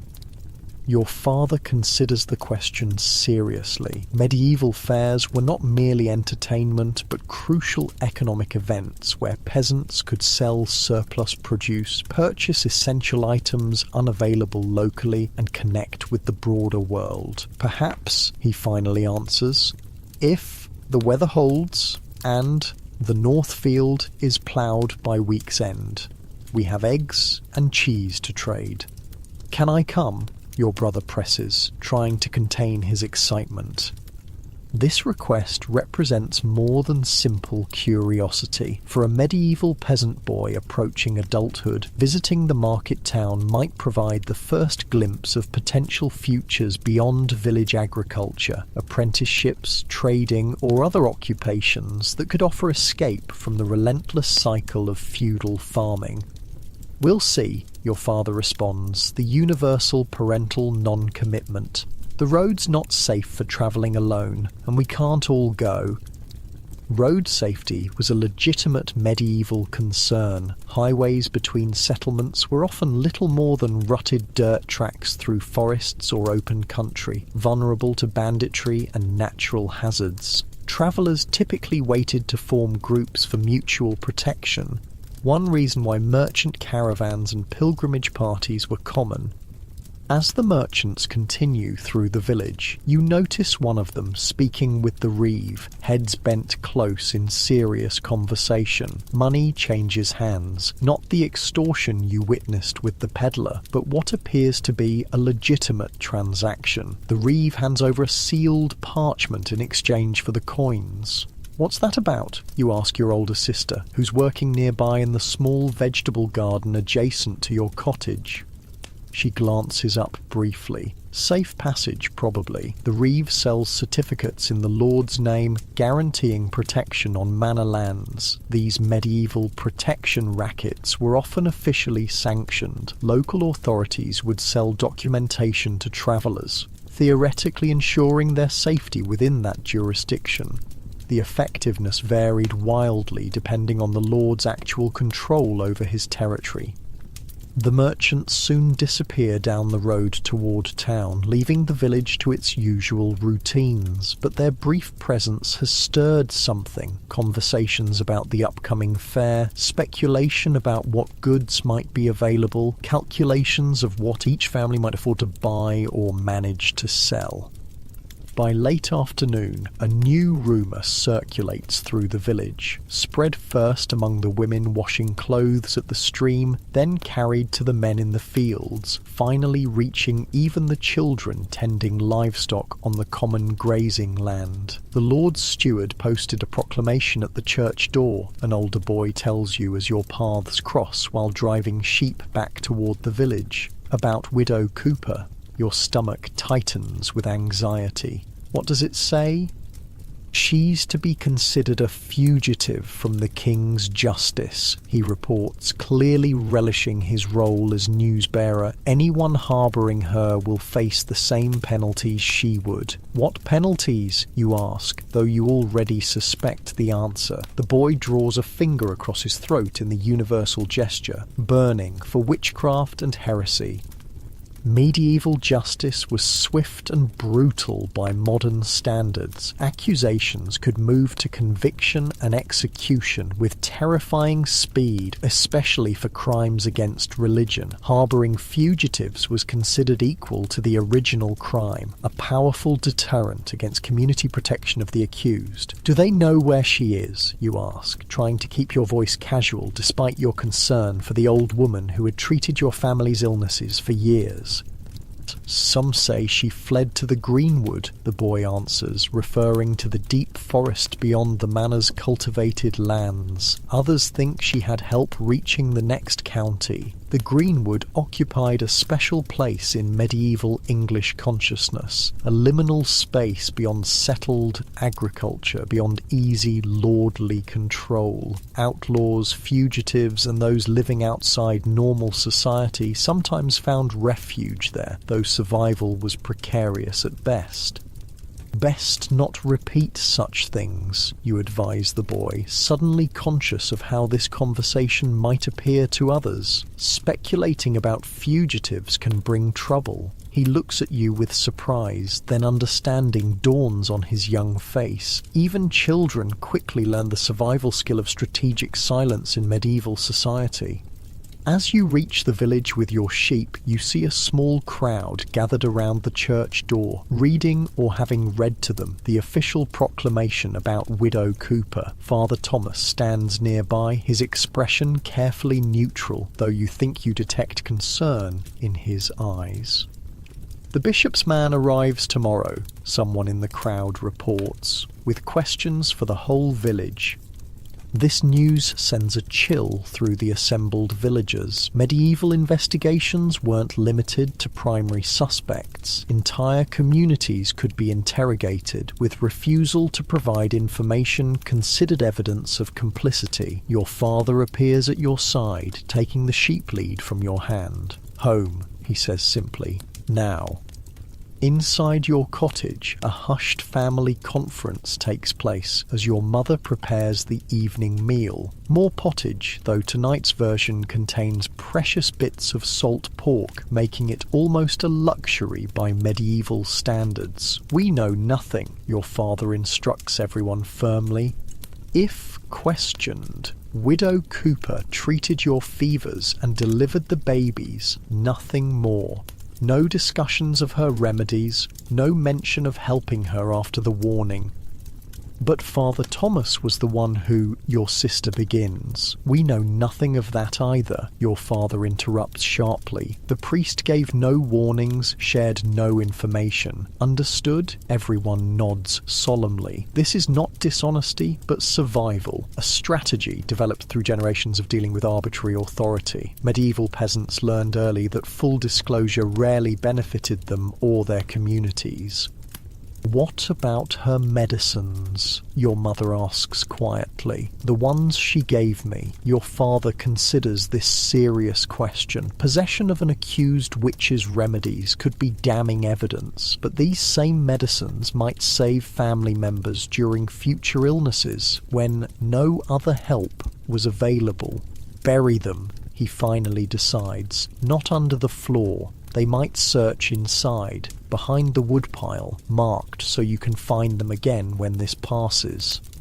This pragmatic solution, temporary concealment rather than destruction, reflects the medieval peasant's constant balancing act between official compliance and practical survival needs. As darkness falls, the cottage grows quiet. The day's events have cast a shadow over your usual evening activities. No stories tonight, no small handicrafts by firelight, just the silent preparation for sleep and whatever tomorrow might bring. Will they search every house? Your brother asks as the family settles around the hearth. Probably not, your father answers, unless someone gives them reason. The unspoken implication hangs in the air. As long as everyone maintains the collective silence, the investigation might remain limited, but a single informant could endanger the entire community. Through the cottage's single window, you can see torches moving in the village centre, the reeve and his men making preparations for tomorrow's official visit. The medieval criminal justice system relied heavily on community self-policing, with local officials handling minor offences and preparing more serious cases for higher authorities. Sleep, your mother urges. Tomorrow will be difficult enough without exhaustion. As your family settles into their sleeping places, you notice your father remains seated by the fire, staring into the flames with a troubled expression. Medieval peasants had few means of protecting themselves against authority, their primary defense being solidarity with neighbors and the limited reach of central power. It will pass, your mother tells him softly, placing a hand on his shoulder. It always does. This simple statement carries the weight of generational experience. Medieval peasant communities had endured invasions, plagues, famines, and countless waves of political and religious persecution. They survived through adaptability, mutual support, and the stubborn persistence that characterized rural life. Aye, your father agrees, finally moving to his sleeping place, but at what cost this time? Outside, an owl calls in the darkness. The torches in the village square have been extinguished, plunging the settlement into the profound blackness of a medieval night. Tomorrow, the bishop's investigator will arrive, bringing external authority into your small community with unknown consequences. As sleep finally claims you, your last thoughts are of Widow Cooper. Is she hiding in the forest, cold and alone? Has she found sanctuary elsewhere, or has something worse befallen her? Medieval England was not kind to those who stood outside its rigid social and religious frameworks, particularly women who displayed too much independence or knowledge. The night deepens around the sleeping village. In the manor house on the hill, candles still burn as Sir William and his steward prepare for tomorrow's ecclesiastical visitation. In the forest beyond the fields, creatures move in the darkness, and somewhere perhaps, an old woman with healing hands tries to stay alive in a world determined to destroy her. Morning arrives with unusual tension in the village. Normally, dawn brings the immediate resumption of labour, no leisurely breakfasts or gradual awakenings in medieval peasant life. But today, people linger near their cottages, reluctant to disperse to the fields despite the planting season's pressing demands. "They're here," your brother announces, returning from his early trip to the well. 3 riders at the church, the bishop's man and 2 guards. Your father nods grimly, finishing the last of his morning bread. "Then we stick to our work and our stories, say nothing beyond what's asked." This strategy, minimal engagement with authority, was refined through centuries of peasant experience. Medieval commoners learned early that volunteering information rarely benefited them and often created new problems. "What about the bridge work detail?" you ask, knowing your father's name is on the rotation for today. "I'll go after the morning questioning," he replies. "The Lord's requirements don't stop for the bishop's witch hunt." This casual reference to witch hunt would have seemed darkly ironic to medieval ears. For them, witchcraft was a genuine threat, not the metaphor for persecution it later became. The medieval worldview included absolute belief in supernatural forces, both divine and demonic, actively interfering in human affairs.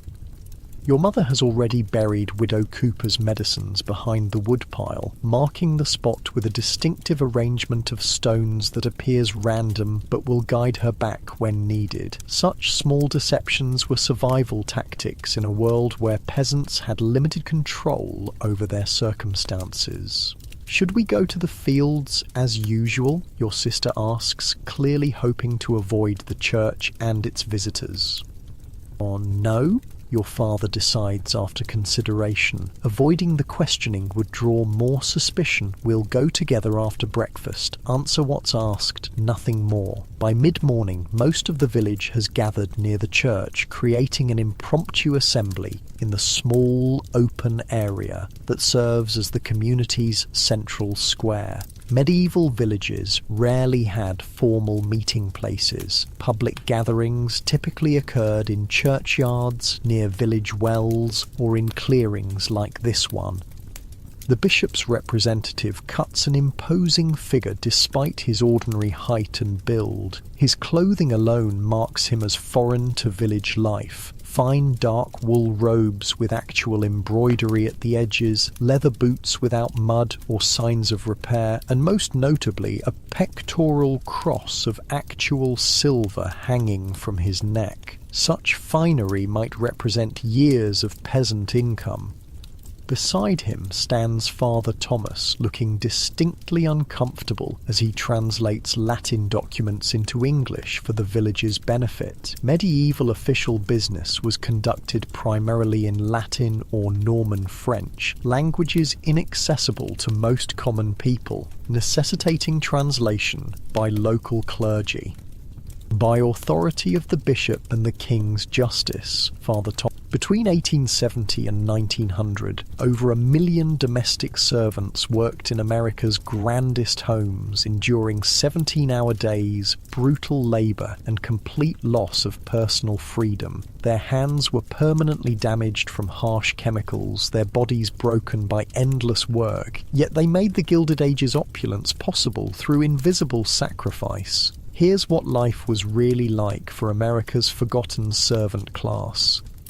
Before we start, likes and subscribes help me keep making these. Where are you listening from? Drop your city and time in the comments. I'm always reading them thinking, wait, people in New Zealand listen to history stories to sleep. Okay, tonight it's the Gilded Age, but before we go anywhere, get cozy, like actually cozy. Pillows good? Blanket situation handled? Perfect. Trust me on this one. You stand at the edge of a world dripping with wealth and staggering inequality. It's 1885 and you're shivering, not just from the November chill biting through your thin wool coat, but from nerves. You're clutching a small battered suitcase containing everything you own in the world. 2 dresses, a nightgown, some undergarments, a hairbrush, and a faded photograph of your family back in Ireland. The mansion looms above you, 5 stories of imposing limestone and countless windows, each one like a judging eye. This is the Henderson family home, one of New York's finest addresses, and you, Mary Callahan, age 16, are about to become its newest and lowest-ranking servant. Your stomach's not just empty, it's eating itself. You haven't had anything but a crust of bread since yesterday morning. The hunger makes your head light, your thoughts fuzzy around the edges, but there's no time for that now. You've come too far to turn back. You take a deep breath and approach the service entrance. Not the grand front doors with their gleaming brass fixtures, but a narrow, unassuming door tucked away on the side of the house. Your potential salvation and prison all in one. Wait, so this isn't the main entrance? You might be thinking. No, it absolutely is not, and you'd better get used to that right now. The service entrance might as well be in another dimension compared to the front door. You'll learn that immediately. Servants and family members exist in parallel universes that overlap physically but never ever socially. You raise your hand to knock, but before you can, the door swings open. A woman stands there, her face stern as a winter morning, her black dress impeccably pressed, a ring of keys hanging at her waist. This is Mrs. Wallace, the housekeeper, though you don't know that yet. She looks you up and down, her gaze calculating, assessing, almost surgical in its precision. "Mary Callahan?" she asks, her voice crisp as autumn leaves. "Yes, ma'am," you respond, trying to keep the tremor from your voice. "You're late," she says, though you're not. You're exactly on time, but you'll quickly learn that in service, on time is already late. Come in then, and wipe your feet thoroughly. I won't have you tracking dirt into my house, not the Hendersons' house. Hers. That's your first lesson about Mrs. Wallace. In her mind, she doesn't work for the house works for her, and so will you. The smell hits you first as you step inside. Beeswax and lemon oil from endless polishing, the faint lingering scent of yesterday's roast, and something else, something distinctly human. The close quarters of many bodies living together, working together, sweating together. It's not unpleasant, just concentrated humanity. The narrow service corridor is dim compared to the bright autumn day outside, and it takes your eyes a moment to adjust. The walls are bare, practical. No fancy wallpaper here, no decorative mouldings, just plain painted walls and a simple wooden floor worn smooth by countless servant footsteps. "You'll be a scullery maid," Mrs. Wallace says, already walking briskly ahead, expecting you to follow. "Lowest position for females in the household. You'll report to Mrs. Collins, the cook. Your duties include washing dishes, scrubbing pots, cleaning the kitchen, peeling vegetables, hauling coal, and whatever else is required of you." She doesn't slow her pace as she continues. "You'll be paid $3 per month with room and board provided. Half your wages will be held until the completion of your first year of service. If you leave before then, you forfeit that amount, $3 a month. To put that in perspective, the dress Mrs. Henderson will wear to dinner tonight cost $200, and people wonder why I'm still angry about wealth inequality. Your half-day off is Thursday afternoons from 2 o'clock until 9 in the evening. Provided all your work is complete, you are expected to attend church on Sundays. The family is Episcopalian. I assume you're Catholic? Yes, ma'am, you say. She sighs. There's a Catholic church 6 blocks away. You may attend early mass provided you're back in time to help with breakfast. You're led through a maze of back corridors and up a narrow staircase. The servant stairs, built specifically so the family and their guests never have to witness the mechanics of their luxury. These stairs are steep and cramped, nothing like the grand central staircase you glimpsed through an open door. Up and up you climb, past the family's floors, past the main bedrooms, up to the very top of the house, the attic. Mrs. Wallace pushes open a door, revealing a small spare room with slanted ceilings following the roof line. There are 3 narrow beds crammed into the space, each with a small trunk at its foot. "This is where you'll sleep," she says. "You'll share with Annie and Catherine, the other scullery maids. That's your bed there." She points to the one directly under the small window. The mattress is thin, the blanket rough wool, but it's a bed and it's yours, and after weeks of uncertainty following your arrival in America, that means something. The house rises at 5. You'll be expected in the kitchen at 5:30 to help light the fires and begin breakfast preparations. Uniform is provided. She gestures to a folded stack on your bed. Black dress, white aprons, white caps. You're to keep it clean and pressed. Any questions? You have 1,000 questions, but you shake your head. Good. Change into your uniform and report to the kitchen. Mrs. Collins will be expecting you. And with that, she's gone, leaving you alone in a strange room, in a strange house, about to begin a strange new life. Let me tell you something. That uniform, it's not just clothes, it's the physical manifestation of your new identity. The moment you put it on, you stop being just Mary Callahan. You become the scullery maid. And trust me, it feels different. The fabric is rough cotton, scratchy against your skin. The dress is black, the universal servant colour that shows the least dirt, even though it shows every speck of dust. The apron is starched so stiffly it could probably stand up on its own. And the cap, that seemingly innocent little white cap, it's actually the ultimate symbol of servitude. It marks you, brands you. It's the difference between being a person and being a function. You change quickly, your fingers fumbling with unfamiliar buttons and ties. The uniform doesn't quite fit. It's a bit large, clearly made to be worn by different girls of different sizes as they cycle through the position. You'll learn to take it in yourself later. Servants have to be handy with a needle. Your normal clothes go into the small trunk at the foot of your bed. You catch a glimpse of yourself in a small spotted mirror hanging on the wall. You hardly recognise yourself. The girl from County Cork is gone, replaced by an anonymous figure in black and white. Now, while you're getting used to this bizarre new reality, let me paint you a picture of what you've just walked into. Because the America of 1885 isn't just different from your world, it's an entirely separate universe. This is the height of what we call the Gilded Age, named by Mark Twain to describe something that appears golden and glittering on the surface, but is actually made of cheaper material underneath. It's the perfect metaphor for this period of American history.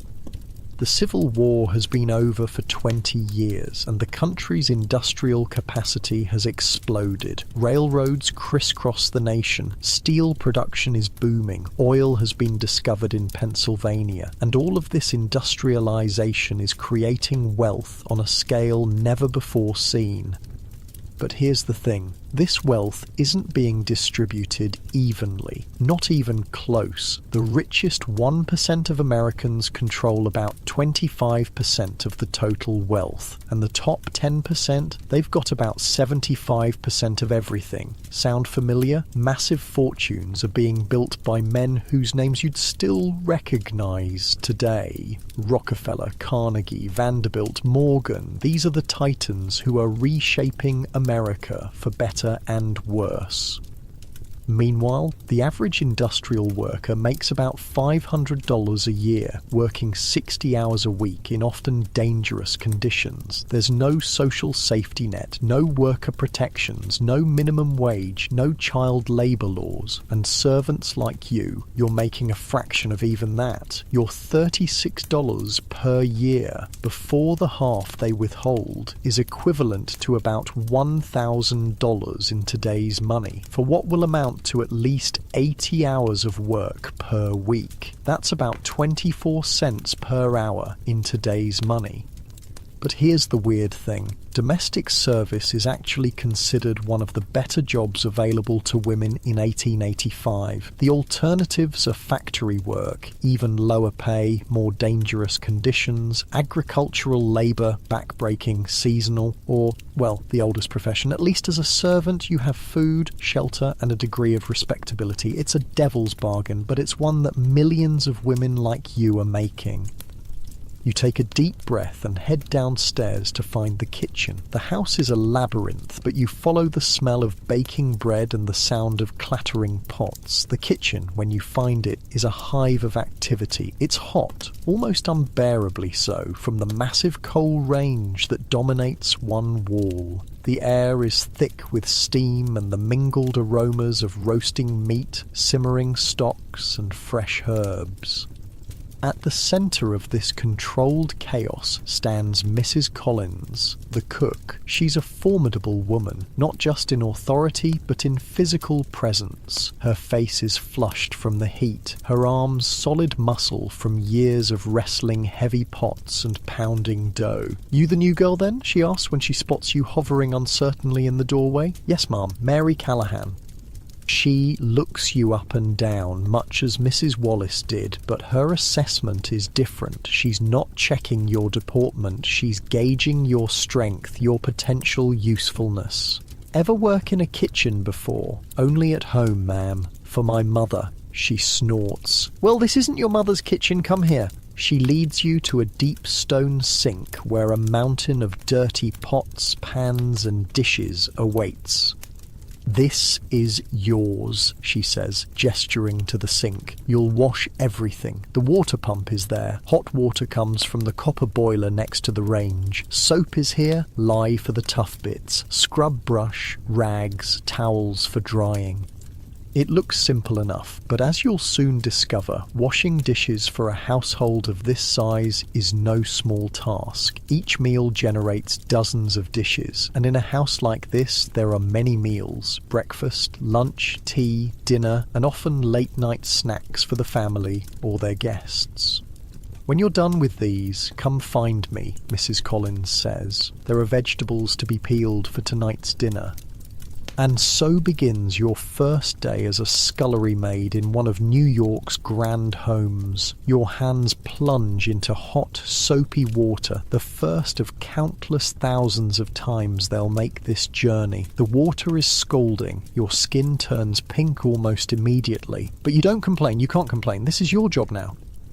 The pots are heavy, awkward to manoeuvre in the sink, cast-iron skillets encrusted with burned-on food, copper pans that need special care to maintain their shine, silver-plated serving dishes that must be handled carefully to avoid dents or scratches. Your back begins to ache from leaning over the sink. Your fingers prune and then start to crack from the harsh lye soap. Wait, did I just say lye soap? Yes, actual lye, as in sodium hydroxide, as in the stuff that can literally dissolve a body. You're plunging your bare hands into it multiple times a day, and there are no rubber gloves in 1885, by the way, just your skin versus industrial strength caustic chemicals. Fun times. "You're too slow," comes a voice beside you. You turn to see another girl in the same uniform as yours, perhaps a year or two older. "I'm Catherine. You must be the new girl." "Mary," you say, wincing as the soap finds a small cut on your finger. "You need to be faster," Catherine says, not unkindly. "Mrs. Collins won't like it if you're still washing breakfast dishes when it's time to start lunch. Here, let me show you." She demonstrates a more efficient method, stacking similar items, tackling the greasiest pots first while the water is hottest and cleanest, using the right amount of soap and lye. "Your hands will toughen up," she says, noticing your discomfort. "Mine used to bleed every day when I first started. Now look." She holds up her hands and you're shocked at the transformation. They're red, chapped, the skin thickened and calloused, the nails short and broken. These are not a young woman's hands anymore. They're work tools, adapted to their function. You're looking at your future and it's written in cracked skin and broken nails. "How long have you been here?" you ask. 2 years, Catherine says. Started when I was 14. And do you like it? The question feels naive, even as you ask it. Catherine gives you a look that's equal parts pity and amusement. Like doesn't enter into it, she says. It's a job, better than the factory. My sister works at the textile mill downtown, lost 2 fingers last year when her hand got caught in a loom. That puts things in perspective. The food's good here, Catherine continues. Mrs. Collins is fair, even if she shouts sometimes. Mrs. Wallace is strict but not cruel, and the Hendersons, she shrugs. They're rich people. They barely notice we exist, which is better than the ones who notice for the wrong reasons, if you take my meaning. You do, unfortunately. You've heard stories from other girls who came to America before you, stories about masters who took liberties with the female staff. It's a relief to hear that's not a concern in this household, at least. Anyway, finish these quick, Catherine says. The delivery cart will be here soon with the meat for tonight, and we'll need to help bring it in. As if on cue, a bell on the wall jingles, one of many in a row, each labelled with a different room of the house. That's the front door, Catherine says. Annie will get it. Another girl, presumably Annie, hurries past, straightening her apron as she goes. She's small, maybe 17, with a pinched face and quick, nervous movements. The kitchen, you're learning, is the beating heart of the house. Everything revolves around it. The meals, yes, but also the rhythms of the day, the comings and goings, the gossip and news. Mrs. Collins might be lower in the servant hierarchy than Mrs. Wallace or Mr. Peterson, the butler whom you haven't met yet. But in this domain, she's sovereign. And you, the scullery maid, are at the absolute bottom of this miniature society. Everyone outranks you. Everyone can give you orders. Your time is not your own. Your body is not your own. Your labour belongs to the Hendersons, purchased for $3 a month, and the privilege of sleeping in their attic.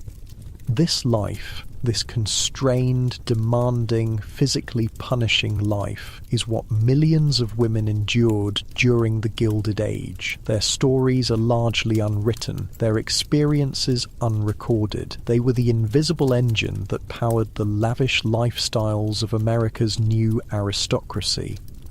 You'll be up before dawn tomorrow, working until well after dark. You'll wash mountains of dishes, scrub floors on your hands and knees, haul coal and water, empty chamber pots, peel endless vegetables, and do it all without complaint, without rest, without recognition. And somewhere above you, the Hendersons will glide through their beautiful rooms, attend their elegant parties, and never once think about the army of people below stairs who make it all possible. Behind every fortune, every mansion, every silk gown and diamond necklace, there were dozens of women like you, hands raw, backs aching, youth fading, whose labour created the illusion of effortless luxury. As you finish the last pot and reach for a towel to dry your red-throbbing hands, Catherine glances at the clock. Almost time to start preparing for lunch, she says. Better hurry with those vegetables Mrs. Collins mentioned.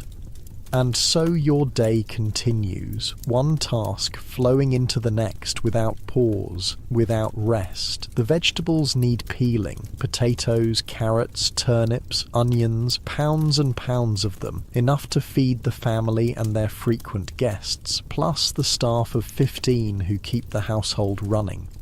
Your fingers, already tender from the hot water and harsh soap, now face a new challenge. The knife slips on a wet potato, nicking your thumb. You wince but keep working. Blood mixes with vegetable peels. In a house like this, the work doesn't stop for minor injuries. By the time lunch preparations are in full swing, you've been on your feet for hours. Every muscle aches, your lower back throbs from leaning over the sink, your shoulders burn from the repetitive motion of scrubbing, your stomach growls. You still haven't eaten today. Staff lunch is after the family's, Catherine informs you when she notices you eyeing a freshly baked loaf of bread.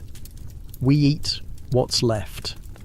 What's left turns out to be substantial. The Hendersons, like most wealthy families, order far more food than they actually consume. Staff meals are simple but filling. Today it's soup made from yesterday's roast, bread, cheese and apples. You eat quickly, standing up in the kitchen rather than sitting in the servants' hall. There's no time for a proper break. The dishes from the family's lunch are already arriving, and they'll need washing before dinner preparations begin in earnest. As you settle into your work rhythm, you start to notice the other members of the household staff. There's Mr. Peterson, the butler, a tall, imposing figure who manages the male staff and oversees the wine cellar and dining room. He barely glances at you. Scullery maids are so far beneath his notice that you might as well be furniture. There's Mrs. Wallace, of course, who seems to materialise whenever something isn't being done to her exacting standards. Her keys jingle as she moves through the house, a constant reminder of her authority. There are the footmen, William and Thomas, tall, handsome young men, selected as much for their appearance as their skills. They serve at table, answer doors, carry heavy items, and generally act as the visible face of service in the household. There's Agnes, the head housemaid, who supervises the cleaning of the family's rooms, and Lily, the parlour-maid, responsible for the drawing room and public spaces, and Margaret, the lady's maid, who attends directly to Mrs. Henderson, helping her dress and styling her hair. Each person has their specific role, their territory, their place in the rigid hierarchy, and everyone has more status than you. The afternoon passes in a blur of tasks. The kitchen grows hotter as dinner preparations begin in earnest. Mrs. Collins orchestrates a complex dance of roasting, boiling, baking and sauce making. You're called upon to fetch ingredients, stir pots, mind the fire in the range, all while continuing to wash the endless stream of dishes, pots and utensils that cooking generates.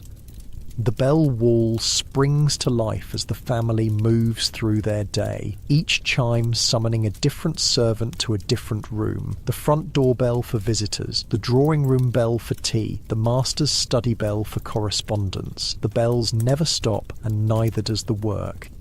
By 6 o'clock, your feet are swollen in your ill-fitting shoes, your back spasms periodically from being hunched over for so long, your hands are raw, red patches where the skin has started to crack and peel from constant exposure to hot water and lye.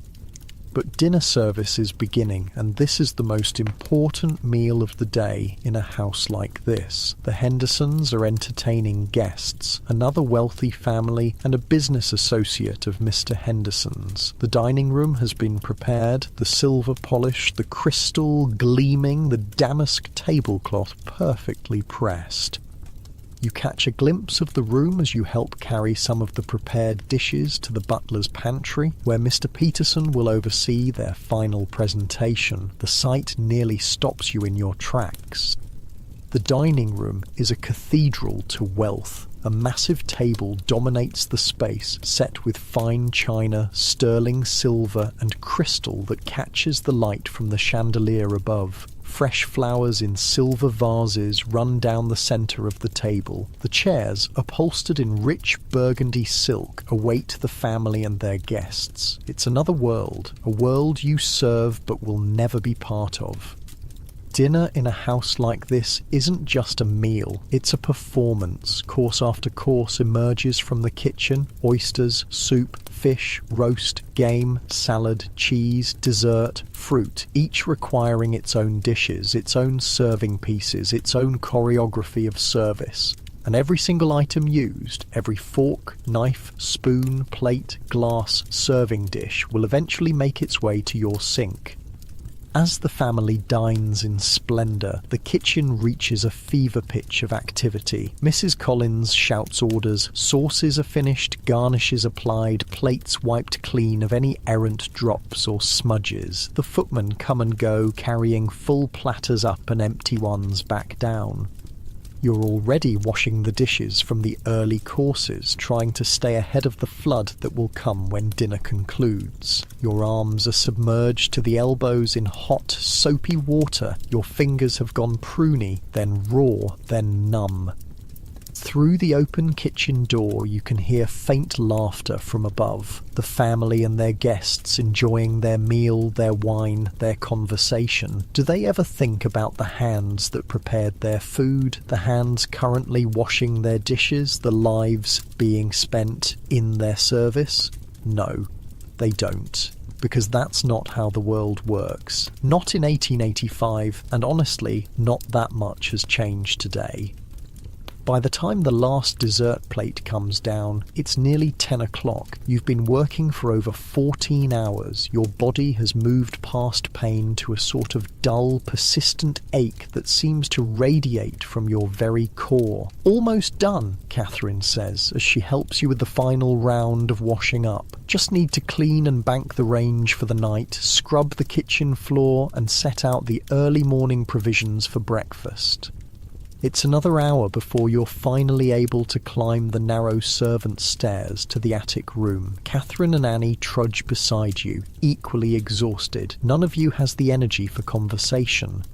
The room is cold. Heat rises, but not all the way to the attic, especially not in a house the size of the Hendersons. You can see your breath in the chilly air. The single window provides minimal ventilation, and the space holds the mingled scents of 3 working women, sweat, laundry soap, hair oil, and the kitchen smells that cling to your clothes and skin.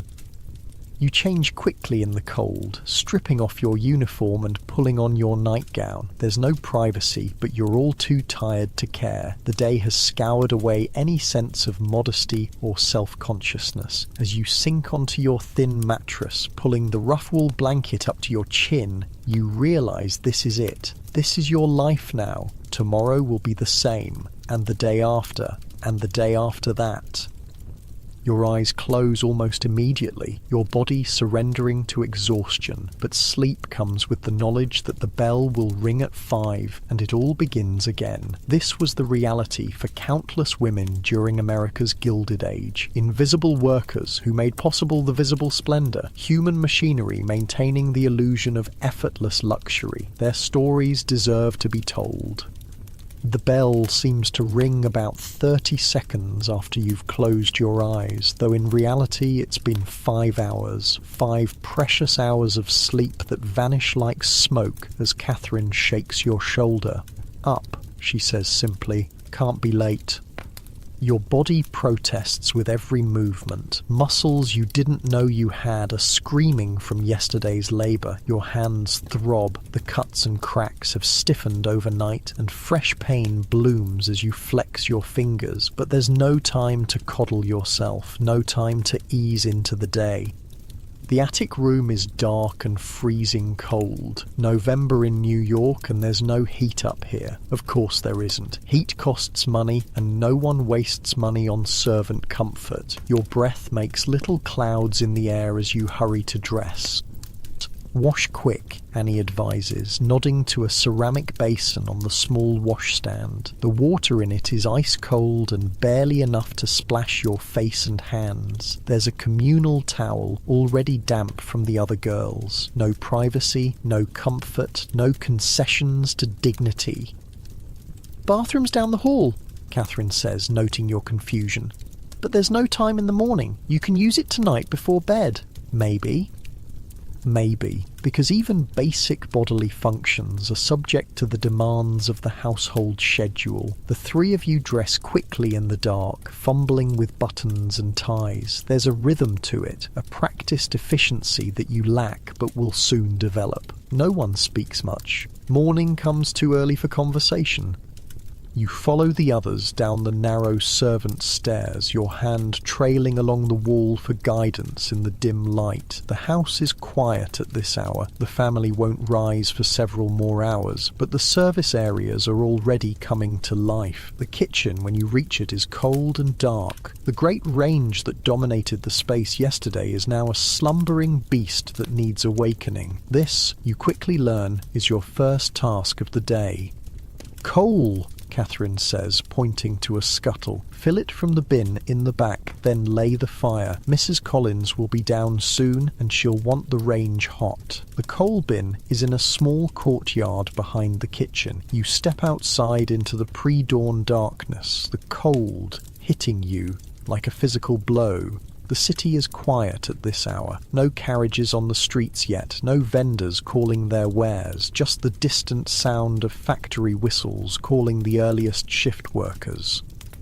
The coal is heavy, the scuttle awkward to manage. You fill it as full as you can lift, then stagger back inside. Your arms strain with the weight. Coal dust smudges your clean uniform, works its way under your fingernails, into the cracks in your skin. It burns. Laying the fire in the range is an art you don't yet possess. The kindling goes on top of crumpled newspaper, the coal arranged to allow for airflow. Your first attempt fails. The paper burns, but the coal doesn't catch.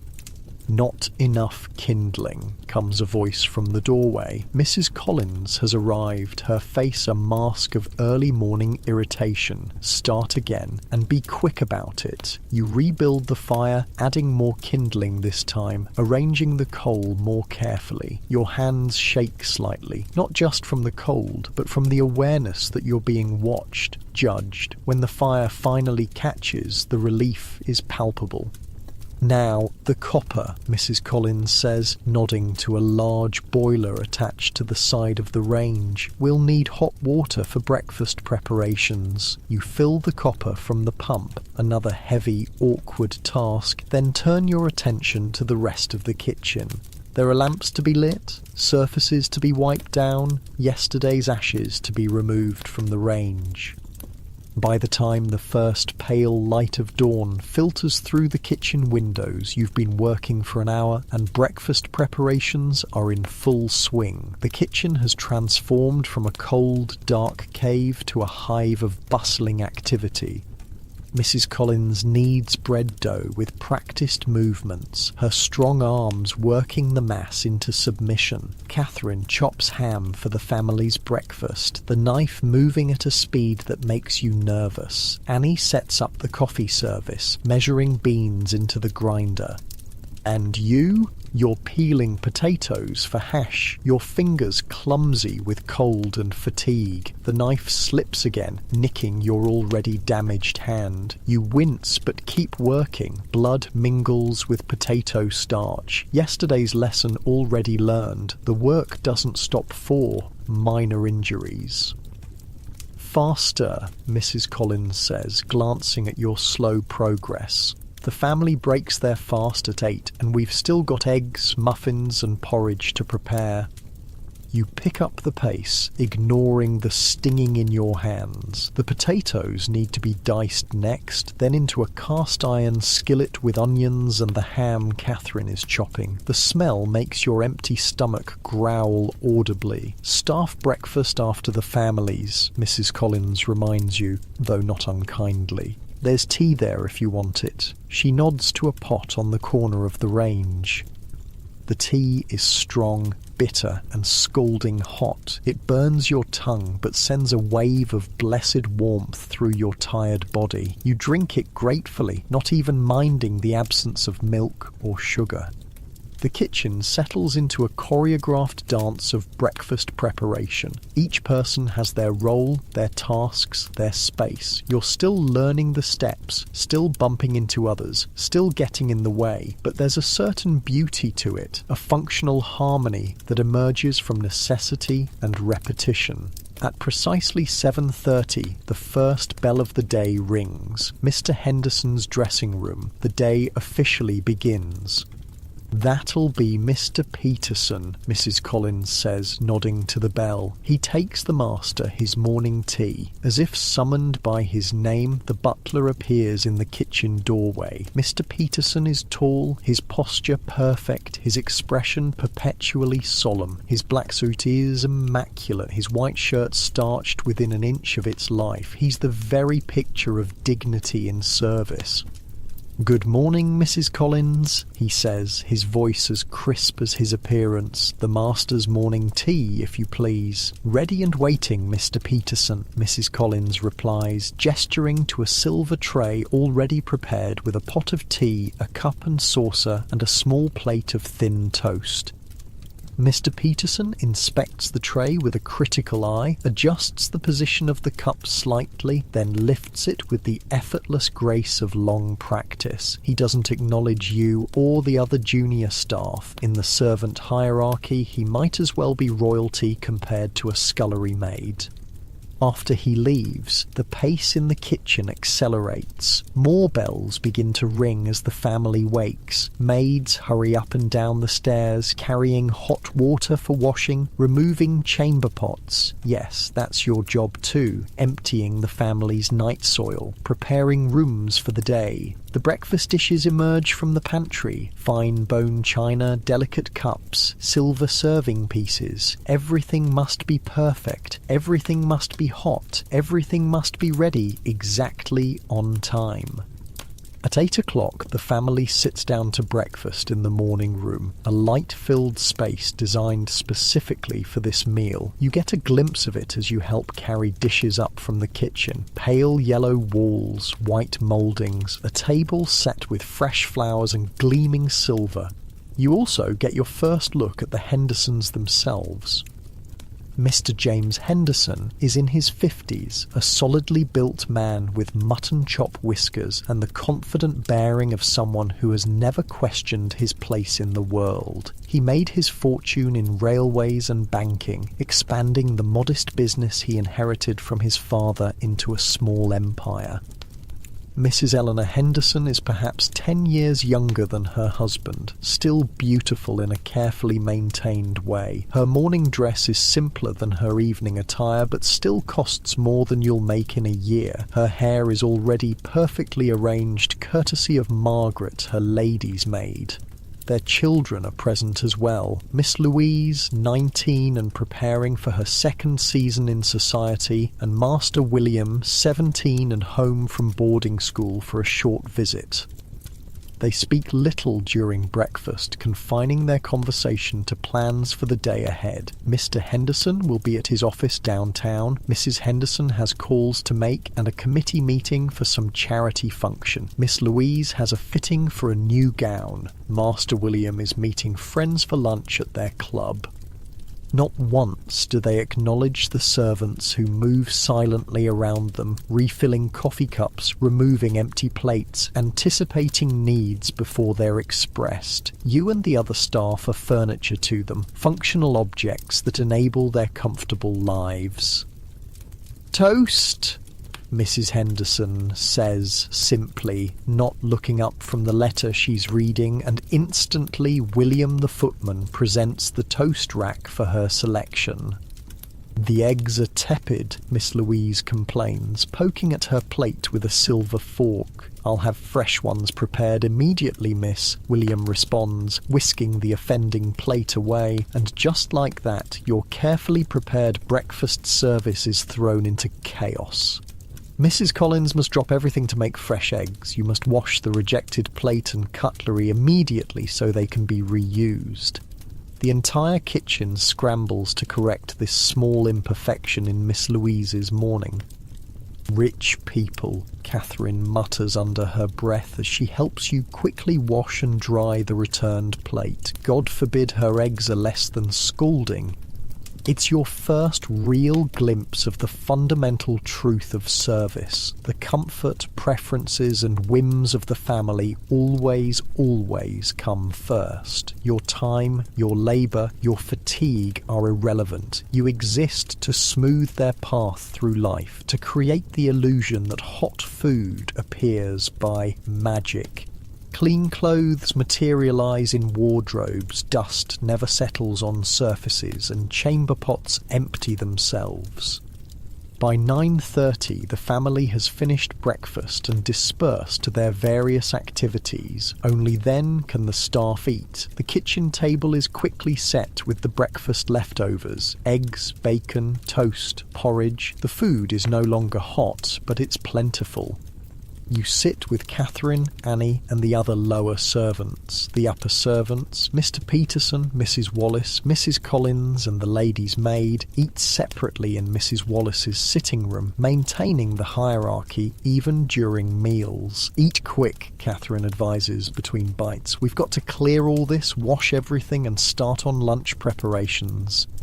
You're starving after hours of work on just a cup of tea, and the food disappears rapidly. It's your first proper meal since arriving, and despite the simplicity, it tastes wonderful. You hadn't realised how hollow with hunger you felt until now, but Catherine is right. There's no time to linger. The breakfast dishes are waiting and the cycle begins again. Wash, dry, put away, clear, clean, prepare. The rhythm of the household continues its relentless forward motion.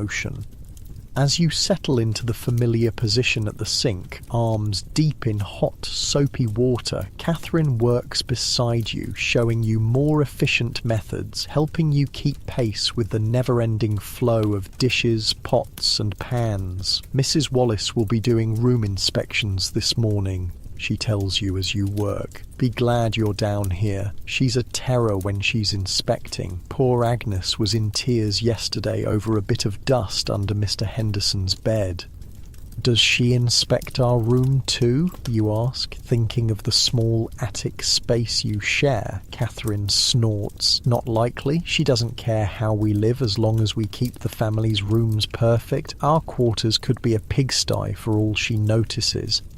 There's a strange freedom in that neglect, you realise. The attic room may be small, cold and plain, but at least it's a space where the exacting standards of the household don't apply. A tiny pocket of autonomy in a life otherwise completely controlled by others.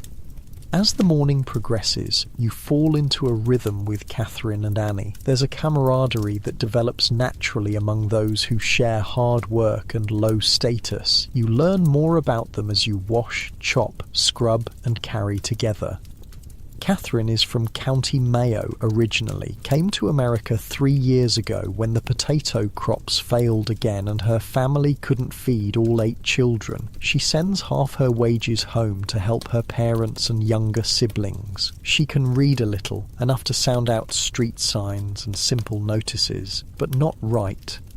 Annie is American-born, the daughter of German immigrants. Her father was killed in a factory accident 2 years ago. Her mother works as a washerwoman. Annie's wages help support her 3 younger siblings. She's desperately afraid of losing her position, jumps at every bell, flinches when Mrs. Wallace or Mrs. Collins raises their voice. "What about you?" Catherine asks as you scrub a particularly stubborn pot.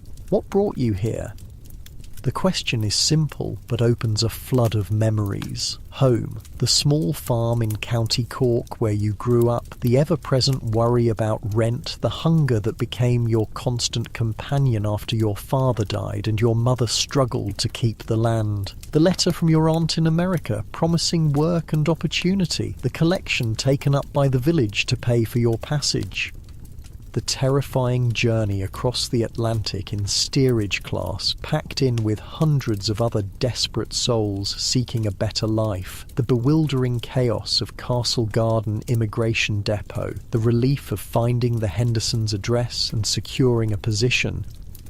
"Same as everyone," you say simply, looking for something better. Catherine nods. She understands without needing the details. Your story is her story, is Annie's story, is the story of millions who came to America hoping to escape poverty and find opportunity. Mrs. Wallace says you're to help with the laundry this afternoon. Annie tells you as lunch preparations begin. The washerwomen come on Mondays, but there's always extra to be done. Laundry. Another back-breaking task in a house of this size. Sheets, tablecloths, napkins, clothing, mountains of fabric that need sorting, soaking, scrubbing, rinsing, wringing, hanging, ironing, all done by hand with lye soap, boiling water and raw muscle power. Better than chamber pots, Catherine says with a grim smile. That's tomorrow's joy for you. Before you can contemplate that particular pleasure, Mrs. Collins calls you over to help with lunch. The Hendersons take a lighter midday meal, cold meats, salad, soup, bread, but it still requires careful preparation and presentation. You're tasked with washing lettuce leaves one by one, inspecting each for dirt or insects, then patting them dry with a clean cloth. It's tedious, time-consuming work, but a break from the constant dishwashing. Your hands are grateful for the respite, though the cold water stings the cuts and cracks. Not like that, Mrs. Collins corrects when she sees your technique. Gently. If you bruise the leaves, they'll brown faster. The family doesn't eat brown lettuce. Heaven forbid the Hendersons should encounter a less than perfect salad leaf. You adjust your approach, handling each piece of greenery as if it were made of delicate glass. As you work, you hear the comings and goings of the household above. The front door opening and closing as Mr. Henderson leaves for his office. The rustle of silk as Mrs. Henderson descends the stairs for her morning calls. The quick, light footsteps of Miss Louise as she moves from room to room, restless and bored. These sounds, these movements dictate the rhythm of your day. Every activity below stairs is tied to the activities above. Their lives shape yours in the most immediate, practical way. Just before noon, the bell for Mrs. Henderson's room rings. Margaret hurries to answer it, returning moments later with instructions for lunch. Mrs. Henderson will take lunch in her sitting room, she informs Mrs. Collins. She has a headache and doesn't wish to come down. She'd like a tray with just soup and perhaps a little toast. Mrs. Collins nods, already adjusting the preparations. Mary, she calls to you, wash that small silver tray, the one with the rose pattern.